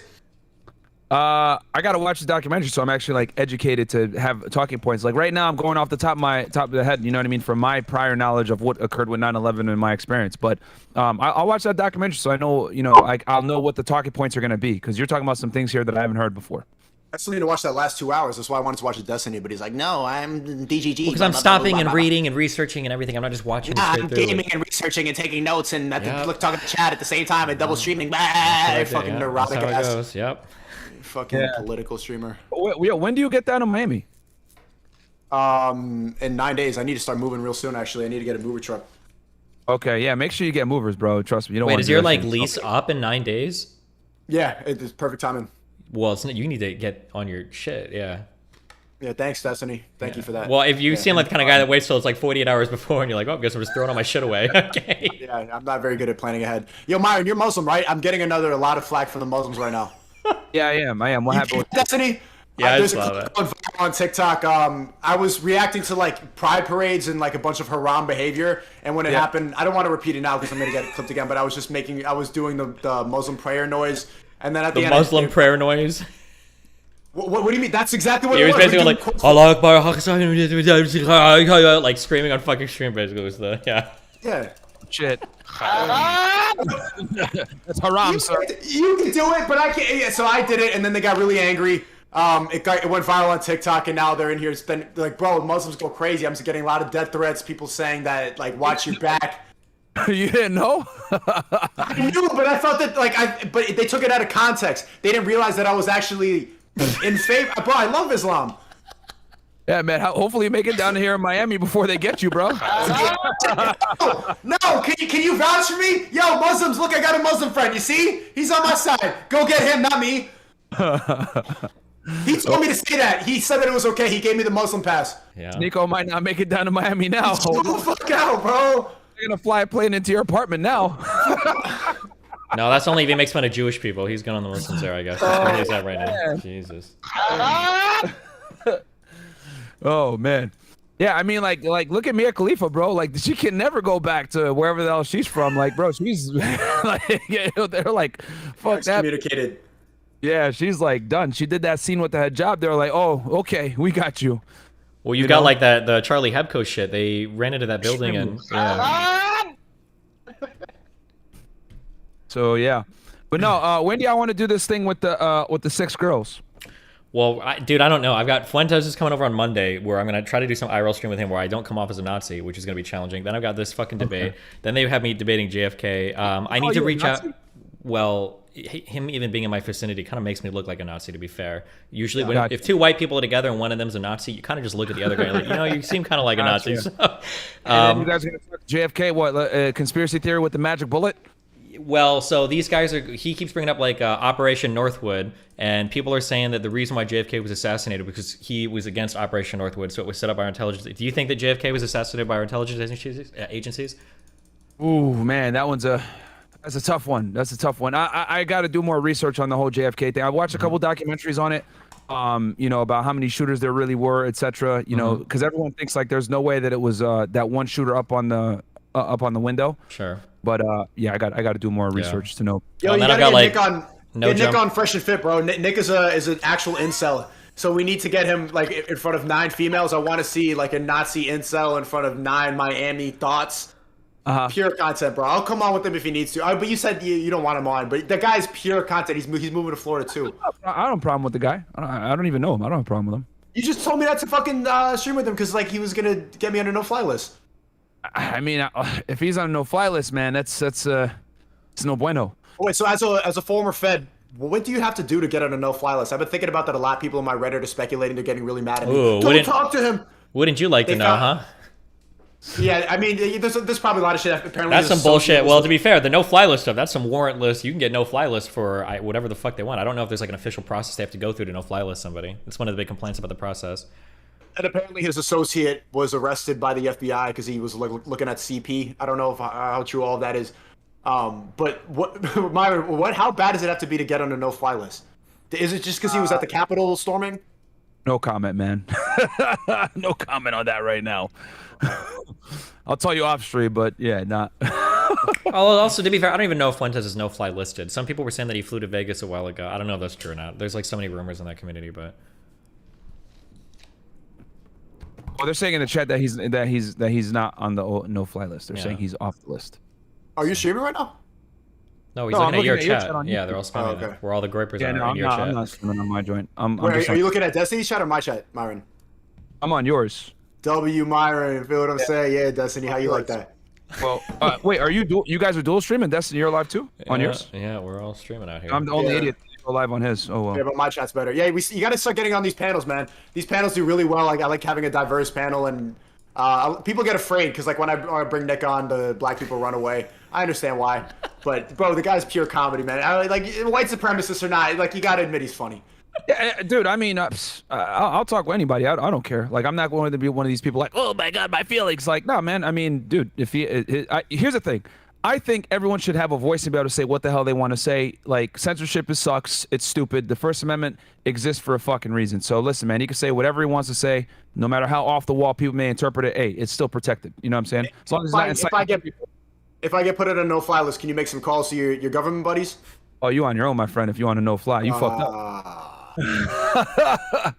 you done goofed if you're on a no-fly list, bro. I thought that Fed Connect was gonna work. Yeah, well, no longer, man. I'm done. I'm done with the feds. So, because they didn't like my YouTube channel, so I had to kind of pick one. Shit! I wonder if Fuentes would go on a show because he is a Fed. Once a Fed, always a Fed. Oh no. No, he would.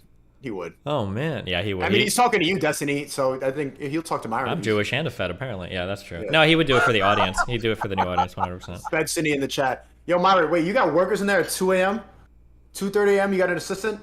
No, well, I'm gonna hit the gym here in a second. What the hell's wrong with you, bro? That's dedication. What do you mean? Bro, I gotta keep up these looks. As you guys know, my personality sucks, so I gotta do the best I can to maintain these somewhat looks.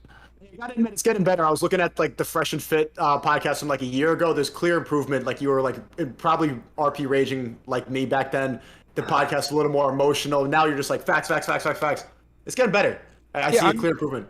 I mean, my thing is like, you know, because I used to just kick girls off for anything, but now it's like, you know what, man, let's just let them say the stupid shit that they're gonna say, and like, I think the audience learns more from seeing the delusion versus me kicking them out. Yeah. You know, I mean, just at this point, we've interviewed 1,497 girls, and it's amazing to me how just delusional, regardless of how educated they are, like just how so many girls don't live in reality about what's really going on here. Yo, Myron, what did you think about, and I just want to bring it up because I saw it in your Reddit. You have a really funny-ass Reddit. What do you think of Aaron saying Melina was a Miami 4? Oh, Chris? Melina? Listen, we squashed all that. That shit's all cool. Chris called... We're good on all of that, okay? All of that is... That's water to the bridge, my friend. Oh, yeah. Okay. Yeah, we ended that. Oh, okay. Chris apologized. He knew that wasn't cool. Yeah, so. We're good. Did you see what Melina's response? I did not. What'd she say? She put a picture of him without his hat and put Miami 4 on his forehead. I won't even give a fuck. I just love the memes in your subreddit, bro. They talk. Well, we had another Reddit that got like deleted when we had like, I think we're at like 12, 13K people in there, and we only had it for a few months, and it got deleted for like hate speech or some shit. Yeah, that was probably when they deleted Fat People Hate, the Trump subreddit. Oh, you need to aggressively moderate your subs, because if there's a lot of like harassment or brigading or whatever that comes from subs, they'll just like shut it down. Well, see, here's the thing: we don't run it at all. Oh, you don't have any control of your current one? I have zero. We have zero control of that sub, dude. Oh, if you can, 100%. you should like. It's always nice to have like a big subreddit because it gives people a place to like find your videos. You get traction. People can discuss things. You should reach out to the mods and see if they would like work with you at all. My subreddit is just a place for my stalkers to post pictures of me out in public walking. True. Yeah, I mean, I like the fact that it's kind of decentralized, like, cause the thing is that people go on there and they'll like criticize us or whatever, and I actually do go in there, you know, I put my feelings aside, I look at the criticism, I'm like, you know what, this sucks, but you know what, you're right, we'll make this change, and there's been a lot of good adjustments. Like I'm able to look at constructive criticism and work on it, and you know, put my feelings aside.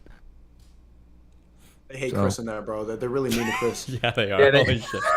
They're mean to Fresh too. What the fuck? Yeah, they really don't like Fresh too. Not all of them, but they make fun of everybody. They make fun of me too for not having hair, or for, you know, kicking girls out too much or whatever the hell. So wait, so what's the deal with your hair transplant? How does that work? Is it still growing? It's growing back in, man. Like, look, you don't see the bald spots as much, man. Wait, so you get a transplant and then it grows? No, so like what they do is they make a cut in the back of your head, and then they like implant the hairs into your weak spot. So like I had like thinning right around this area here, and then in the crown. So it's like growing back now. It's gonna take like 6 months to a year to fully like all the way come in, because I just got the transplant like maybe 2 months ago. Okay, so are you still allowed to make fun of girls with plastic surgery if you got a hair transplant? Oh, it's my hair. Oh shit! It's your hair? It's my actual hair. Like they cut a strip of your, dude, they cut it. I have a scar in the back of my head. They cut a strip of your skin off. I got pictures and stuff I can show y'all, but like they cut a strip of skin off the back of your head and take the hair follicles off of that, and then manually implant one follicle at a time into the spots that you're thinning. But what about if the plastic surgery bitches get their stomach fat? Yeah, it doesn't like, isn't a Brazilian butt lift done with a girl's fat? Like, don't they take it Yeah, I from mean apart? that's a little bit more aggressive, bro. I mean, It is, but same in theory though. Same in theory. It's repurposing your body for. Sneako's got a good point here, I think. Yeah. Well, there, you know, versus like with the hair follicles or whatever, that's different. Like you're awake during the whole thing. Like they don't put you under. Hair follicles, fat follicles. I don't really know if it's different. The BBL is extremely invasive, my friend. That's not like a little procedure where you can like go home after. It's like I mean, well, they can. You obviously. So yes, the answer is yes. You could still make fun of plastic surgery bitches. I never did make fun of girls with plastic surgery like that. Okay. Like unless their BBL look crazy, you know. But it depends. Like some girls do BBLs and they use silicone in it. Some girls they just use their fat or whatever. It depends. Oh, it's looking good. I had Adam 22 on, and I had no idea. Those male hair transplants look good. Yeah, Adam 22 got one too. I think he's done like 2 of them. So like, yeah, man. I mean, it's common. You know, you could do the hair strip or you can do the other one, but that's the most common one, and it's like that. It's like your actual real hair. Wait, who do you think in this call right now, Lasanabi dislikes the most? I think he hates you the most, probably because you call him out the most. Like I call Lasan Abi just because his arguments suck and he doesn't know what he's talking about, and he's one of those guys that thinks he's intelligent but he's really not. Yeah, so, I was listening to your N-word debate in the car today. I drove home to Connecticut, and oh my god, bro, it's just like the Twitter arguments, the cancel culture. He just speaks in tweets. It's very easy to figure out what he thinks because he just echoes exactly every single social justice warrior opinion. And not only that, like, so the thing I noticed about him is that he doesn't watch his opposers' content. So like, he'll go ahead and he'll make an argument, right, in like bad faith, not knowing what the person's actual stance is, and he'll just assume. So like, or he'll watch like 20 seconds of it and be like, oh, this guy's probably a huge incel, and I bet he saw this before, but he like never engages. Yeah. Even before I started streaming, he just watched. This guy's literally an incel, but he's been watching a lot more of my videos today. And I was streaming while he was streaming, react to my shit. His mom probably messaged him, and then he ended stream. Yeah, Fuck, bro. That's his thing. Him and Ethan Klein, like they're both retards because they don't watch the people that they criticize as content to like actually attack their arguments. Like he said some stupid shit the other day where he was like, Andrew Tate profusely apologizes for getting Instagram taken down. No, he didn't, bro. What are you talking about? Like, what the hell are you talking about? And then, oh yeah, Andrew Tate, you mean like the human trafficker? Didn't you get like arrested when in reality he never did? So it's like they're so lazy they don't even do their own research. They just like make assumptions and just like run with that. Like they're the kings of like coming up with some stupid story that isn't true, running with that because that's gonna get more views versus the truth. That's why like if you actually watch Hassan debate like other people, because I've seen him debate conservatives in real life, he gets demolished, absolutely demolished. Oh my god, that Christian Walker, that fucking young kid or whatever, it was like so sad. Yeah, he gets absolutely demolished, dude. So it's like, bro, like, I mean, he doesn't want to do the fight. He messaged Dion saying like, IDK man, it's an easy way to try and farm clout, ? He's also a dollar store Andrew Tate. He's gonna try to make more videos and get a notice, blah blah blah. So yeah, he doesn't want to fight. But he'll continue to watch my shit. I mean, it was predictable. We knew it was going to happen. But now I have a reason to call him a pussy every time he reacts to my shit. I laugh that he says shit like that, like, oh, you guys don't have enough clout or whatever. Okay, bro, like me and Andrew Tate challenged you and Ethan Klein to a 2-on-2 in-person debate. You guys have literally been making videos on Andrew Tate forever. You've been making videos on us forever, and we challenged you to a 2-on-2 debate.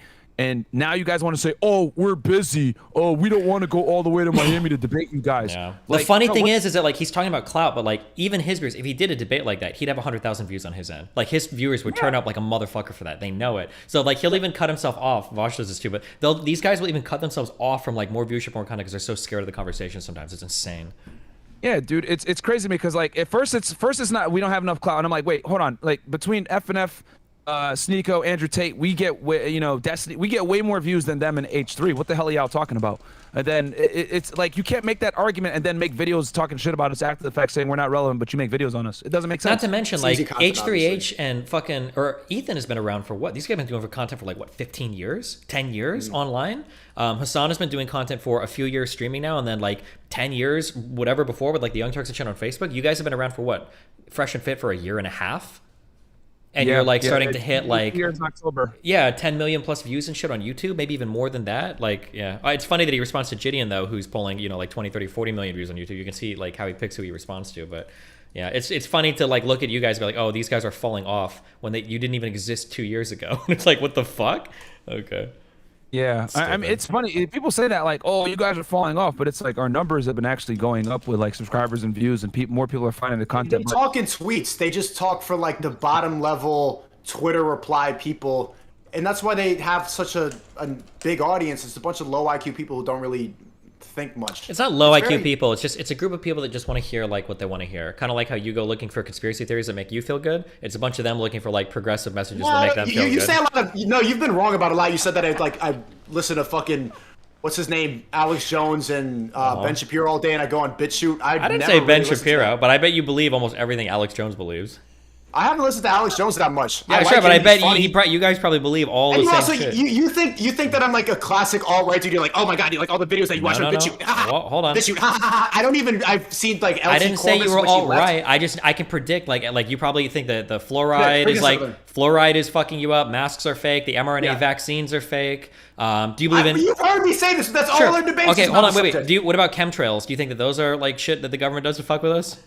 No, I think that's crazy conspiracy. You think that's crazy? Do you think we went to the moon?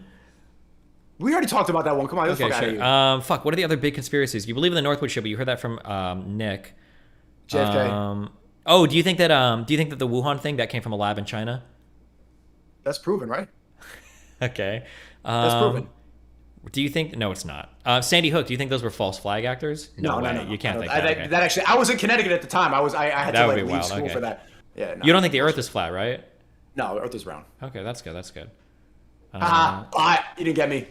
You're close enough. Okay. Well, all the major ones we've already talked about. Okay. All the major ones we've already talked about right now. Okay. Yeah. You're like a bitch. You bitch up here, Alex Jones. That's what you do, bro. You okay? You laugh at the ceiling when you think I made a point. I wish I could talk as loud as you do all the time, but my neighbors are gonna fucking kick me in the apartment, so I can't scream like you do. You do be talking loud. You do be talking. You get the loudest I've seen you get is about the N-word. I've never seen. Wow, the N-word debate was like. I think you made a good point though. Wait, Myron, what do you think about this? Hold on. Wait. Which debate are we talking about right now? The one where you're like, how are you dodging this question? Are you literally seeing this right now, dude? That's every debate I have. Dude, I want to say the N-word, dude. No, I don't think that was me. Don't think that was me. That was a good debate, though. He was Destiny's argument was that you shouldn't be able to publicly say it, but you should be able to privately say it. No. Because hold on, the word. Jesus fucking Christ! Like, if we're gonna Destiny wants to make edgy jokes in private, and it's like, it's a good, Okay, I think there are some jokes that I'll say privately that I won't say publicly because I think it's irresponsible. Like, I'm not going to shit on like women or black people or like make crazy racist or whatever sexist jokes. I'm not going to do that publicly all the time because my audience is going to like, I don't know if they'll take it the wrong way. But in private, there's a lot of edgy humor that I'll use, which we've done. Like, of course. But then that turned into like, basically that whole argument got distilled into like, would you say the N-word in private? And it's like, I don't know. I guess if there was like a joke that involved it, yeah, maybe. And then it just became like people saying that basically I stand in my bedroom as soon as I shut my stream off and I just scream the N-word constantly into my fucking walls because I have nothing else to do. And that's... Bro, I don't even watch TV anymore. I don't want to be entertained. I don't even listen to podcasts. I just like look at old Destiny and Hassan like N-word debates for 12 hours and just going back and forth. Dude, Jesus I want to say Christ. the N-word, dude. It's just like the lore. It's like seasons of a TV show, bro. I love getting back into the stream and shit. Myron, is there anything that I should watch to get educated on the red pill thing? You know what fucking Fresh admitted on my stream today? He's never read The Rational Male and he never will. Oh no. Really? You didn't know that? Damn. I mean, no, I didn't know. Like he didn't know. No. I mean, I listened to the audiobook, man. I think it's a good read. Everybody should check it out. You think it's a big deal if Destiny says the N-word in private? I was listening like, you know what? Yeah, he can make edgy jokes. When it comes to like racism and words and shit like that, I think everybody should get made fun of, and I don't think it's that big a deal. Whether you're Jewish, Chinese, black, green, yellow, I don't care. I think everybody should, Arab, you know, people make fun of me. I remember after 9/11 happened, everyone called me Osama bin Laden or Saddam Hussein for the better part of a decade. So I think people got to get thicker skin, and I don't think any race should be off limits. I think everyone should be able to make fun of everyone, and it shouldn't be a problem. Yeah. But then on stream it's a different thing. Fucking Nick dropped the N-bomb on my stream and it was funny. And then I'm like, oh, now I'm gonna get called a coon. I need to check in. Yeah, people are gonna get sensitive. I mean, yeah, dude, the black community is very sensitive to that word. You know, and it's just The N-word? Yeah, they are. Yeah. Yeah, no, I get it. But my thing is like, I'm black too, despite people people thinking that I'm not. You know, people still fucking look at me and be like, oh, you're black and you're Arab too. Oh, it's a worse. Oh. But my thing is, I think words only have power if you allow them to have power. You know what I mean? I'm not gonna let someone like get me off my kilter, get me mad over a word. Like I'm like, whatever, bro. Like you're just an idiot. I'll just laugh at somebody if they say some dumb shit like that. But I think people should be able to make jokes without really having it, you know, be in their feels all the time. But a joke is a joke, you know, versus like someone legit like, oh, you know what I'm saying? That's one thing. But like when it's talking about like joking and shit, is it that serious, bro? People are too emotional nowadays. Like people say shit about me all the fucking time about me being a terrorist or your uncle bombed the World Trade Center. Ha ha ha. Yeah. Destiny, say it, Destiny. No, I'm not. Why? Say it. Why are you Say it. doing I know this you to want me? I know you want to say it right now. I feel like you want to hear me say it. Yo, Destiny's chat. He's a pussy if he doesn't say it right now. We're both giving you the pass. Me and Myron combined make one black person. I'm not. No, why would you? You're not baiting me like this, okay? Come on, say it. Just say it. Just say the first I'm half. not getting. Of it. I'm not. Just say it with an A. Say it with the soft A. Why? Come on. There's like 7 million fucking lefties waiting to clip this fucking thing right now, okay? Trying to say, you don't say it, bro. He's trying to set you up. Yeah, he is trying to set me up. Nah. He's got Nick on the other line. As soon as I say it, Nick's gonna come in and be like, "Ah, brother," and it's gonna be all over for me, dude. Yeah, man. Yo, what do you think I should do about this Muslim situation? I personally, I really like Islam. And you've heard me, Destiny, say it all the time. Islam is my favorite religion. I say that constantly in all these debates, and now they're on my ass, bro. I'm getting death threats and shit like that. All these guys named Ahmed and Mohammed are saying, watch your back. You might not make it down to Miami, bro. Stop saying that, bro. Stop. Debunk it. Can you tell your Muslim brothers, say it, inshallah, wahali. Okay, wallahi, you know what? We can prove much you like Islam right now, okay? Are you ready? Yeah. Point to Mecca. Oh, dude, you're fucked, man. I'm sorry. Good luck, dude. Be careful. Mohammed's the most common name in the world, okay? Watch your back when you're walking around outside, dude. Yeah, that's true. I'm gonna make it to Miami, man. I'm gonna make it to Miami. Just don't fly down here. I'm sorry. I'm just kidding. I'm just kidding. I'm so sorry. That was a joke, okay? Cancel Destiny. That's worse than the N-word. Yo, what are you guys doing streaming so late, by the way? These are like I was watching this stupid fucking 5-hour documentary because I'm researching for this dumbass debate, and this fucking dude calls me at like 2 a.m. and he's like, bro, let's watch the rest of it. I'm like, what the fuck? I gotta sleep, man. Yeah, y'all can watch it on YouTube without getting in trouble or nothing like that? Or are you guys in Minecraft? Live streaming is pretty okay on YouTube. Like, there's not a bunch of, as long as you're not showing like porn or like crazy shit, you're usually okay. Because I don't know if you get hit with like a copyright or some shit like that. Oh, the nice thing about YouTube is that like this documentary is on YouTube. So if it's on YouTube, I know that I can watch it on stream. You know. Gotcha. It's not like some private entity made it and then put it on YouTube. Yeah, it's got 500,000 views, so I don't think I'm gonna get banned for watching what's already there. You know. Okay, gotcha. Yeah, I'll definitely check it out. 5 hours though. God damn. Does it have timestamps? Probably not. No. No, it's long as fuck. Yeah. Timestamps is a glitch though. All right, I'm about to get out of here. I'm about to generate hours. Let Destiny do his fucking homework, nerd. Yeah, I'm going to sleep, dude. It's fucking time. Taking notes on 9/11. All right. Well, hey, thanks for chatting, Myron. And well, yeah, no, it was good chatting with you guys. And welcome to Discord, Boomer. Yeah, dude, I was like, I didn't know what the hell I was doing, but you know, I'm here now. Destiny, do you want to talk about the Trump thing as well? Yeah, we can do that. Yeah. Search Wait, like warrant- right now or in the future? No. Y'all are gonna log off, and I'm gonna hit the gym, so it doesn't have to be right now. But I'm saying, like, I was actually gonna cover. They released new documents on it, like yesterday, on the on the Trump search warrant. That affidavit is gonna have to come out sooner than later. But my thing is that they're gonna probably redact the fuck out of it when they put it out. I mean, if it's matters of national security, yeah. This is my only thoughts on it is that it has to be something fairly serious because you know that Garland himself is approving these affidavits. You know it's a really fucking big deal when intelligence gets involved with potential elections and stuff. So if it was literally just pulling some inconsequential documents out of a basement, I have a hard time believing that Garland would have thought that was an appropriate use of like an FBI raid because it's such a big fucking deal. Well, But not I mean, only I'll take it a step further. I think the reason why they don't want to release the affidavit is because they probably have a source that's very close to Trump that provided that information. So, Maybe, because yeah. here's the thing, a lot of people don't know. Getting a federal search warrant is very difficult, and especially if you're like looking for certain types of things. You need to be able to articulate, that stuff is there. And the only way you're going to know that it was there and it was fresh is that you're going to have someone be able to point it out and tell you, this stuff was there. And then when the FBI showed up, what did they find? Like 20 boxes of information. So the reason why they probably don't want to disclose that affidavit is I'm certain, like 90% certain that there was probably someone close to Trump that provided information. And if they're able to read the affidavit or see what's going on, they're going to be able to identify who provided that information. Probably, maybe, yeah. That's, I think, a big reason too why they're trying their best to not reveal the affidavit. But it's going to come out, but they're probably going to redact it. Yeah, But you I'm also- more the legal side. Yeah, is or what were you saying? I said you can't put classified information in an affidavit for a criminal case either. So they probably had to. If there is anything in there that's classified, they had to declassify it to be able to put in an affidavit. You can't put classified stuff in like in a report or in any type of affidavit because remember you're giving it to a judge that a lot of times these judges don't have clearances. Sure, that's interesting. I didn't know that. So Yeah. whatever they had was yeah. Do you sleep? Who are you Myron? talking to? Oh. Yeah, Myron. You're gonna go work out, do another Fed video, and then wake up and do more podcasts? Do you sleep? No, I do, man. It's just that I have like a very strange sleep schedule, bro. It's from when I used to be on the job. Like I used to work a lot at night and shit. So I'm like just used to being up at night. How much do you sleep a week? I sleep like 7 to 10 hours a night, but a lot of the time it's like during the day and shit. I'm kind of like a vampire. Weird. Yeah. Do you have like PTSD or shit? Do you wake up and like hear drug traffickers in your dreams? Nah, man, nah. Actually, dude, I missed that job a lot, man. It was a lot of fun, dude. Because like I wasn't doing like I was doing like Mexican cartels and like drug investigations, human smuggling, human trafficking, guns. I was doing like a lot of violent crime type shit.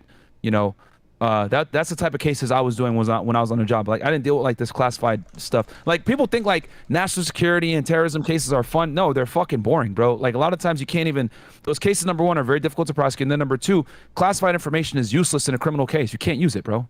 You guys would make a great buddy cop movie because you're both feds already. Imagine the two of you back to back, like and you're holding guns like this in the fucking.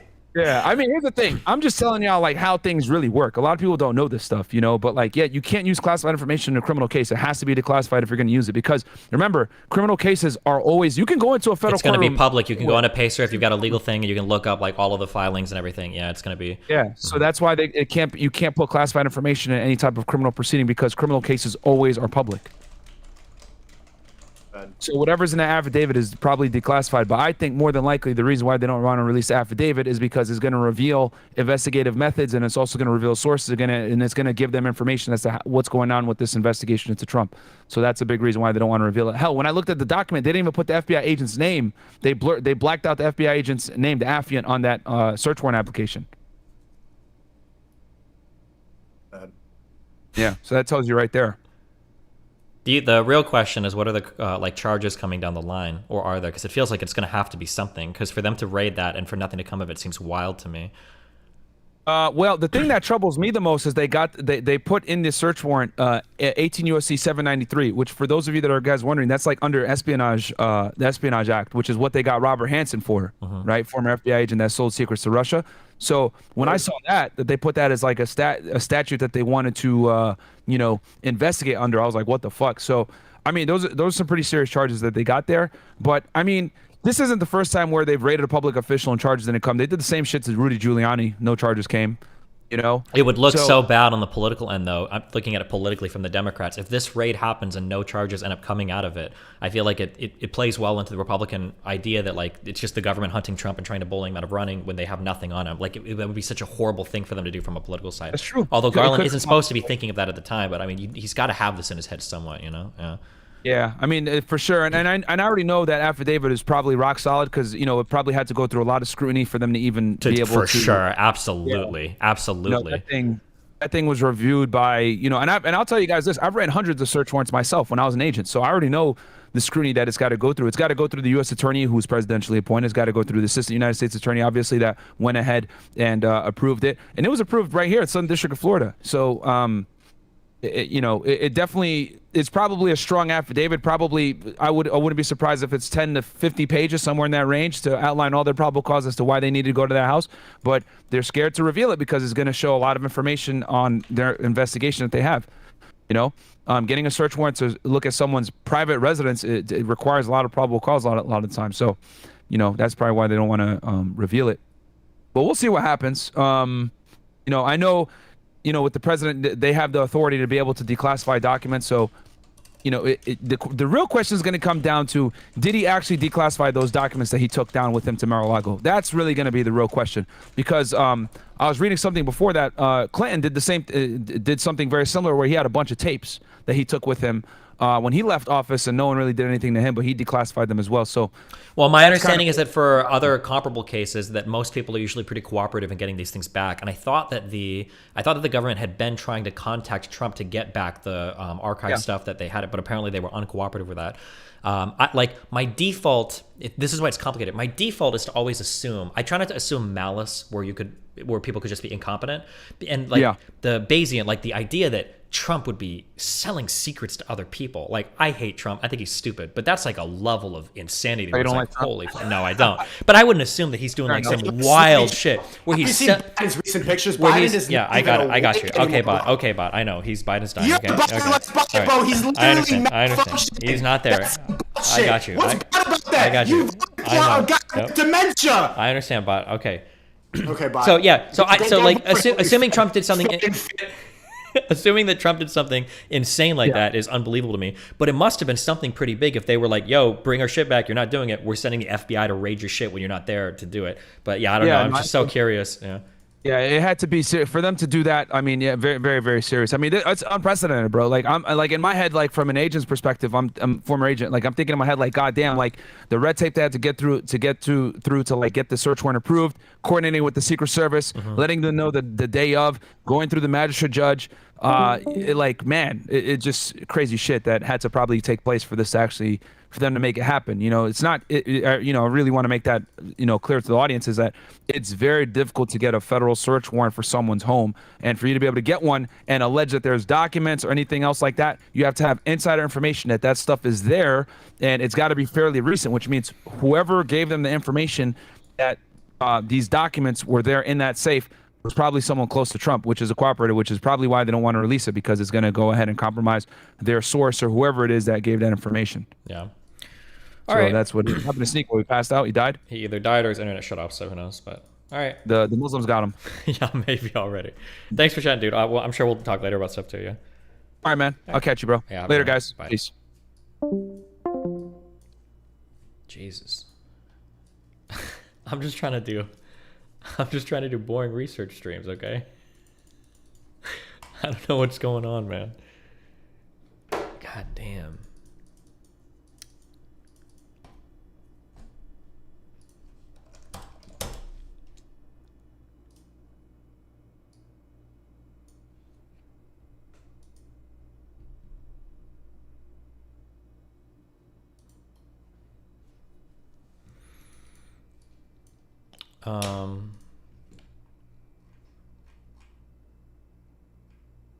Oh my God, Lauren is fighting with the whole internet right now. Damn. I'm just looking at my Twitter shit and I see her tweeting. Okay, an hour and 50 minutes. I think we'll finish this tomorrow, okay? We'll finish this horrible fucking video tomorrow. Oh, man. I love you guys. It's been fun.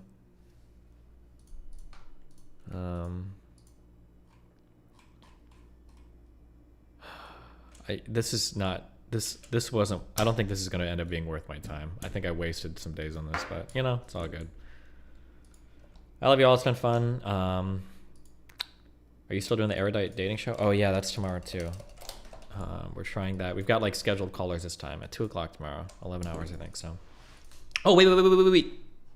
Wait a second. Oh wait a second. Hold on, guys. Check this out. Follow my TikTok and my Twitter. Here you go. Follow these two things. And my YouTube channel, obviously. Listen, also, check this out, guys. Hey, are you worried that the government is spying on you and they're gonna steal your shit? Don't let them do that. Check out surfshark.deals/destiny. Use promo code Destiny, 83% off. I think you get some months for free. Okay. Log into that, encrypt your internet traffic. Don't let the Fed spy on you if you're trying to do some wild shit. Okay? They don't keep logs. Works across all your devices. Watch Amazon Prime and Hulu and Netflix and all that good shit. Okay? That's some important stuff. Okay? Get permabanned in YouTube chat. Get permabanned in DGG because you're talking mad shit about me. Hop onto that VPN and ban evade. That's what I would do if I got banned by somebody like me. But all right. That's all I got. I'm going to bed. I'm fucking tired.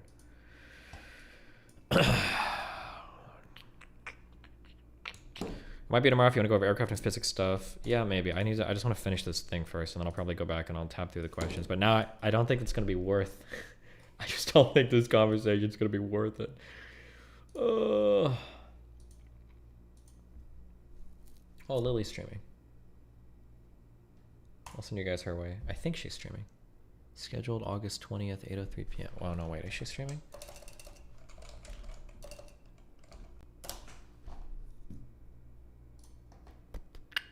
Oh, yeah, she is. Okay. All right. I love you guys. It's been fun. Ripperino, cappuccino, poppuccino, hoppuccino, moppuccino, depuccino, cappuccino, appuccino, alpuccino, my duderinos. I will catch you guys tomorrow, Reno. Next stream, Reno. Stay safe, duders. Bye.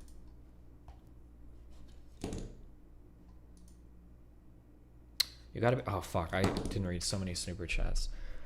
Themic, $10. You gotta be out of your damn mind to think that this would happen without someone coming out and leaking this like Daniel Ellsberg with the Pentagon Papers. Days of Doom did $5. Destiny, something more interesting recently happened. Alexander Dugin's daughter was killed by a car bomb in Moscow. Saw that. Eric Y, $5. It's kind of hard to know at how many revolutions per minute it would take for your car to fail when almost every car is automatic. Tio Juan, $10. Sneeko, you claim everyone is a bot, but you watch a documentary once and are easily convinced without doing anything else on your own. $5. Sneeko got banned. Okay. Okay, got it. Okay. I love you guys. I'll see you later. Peace out.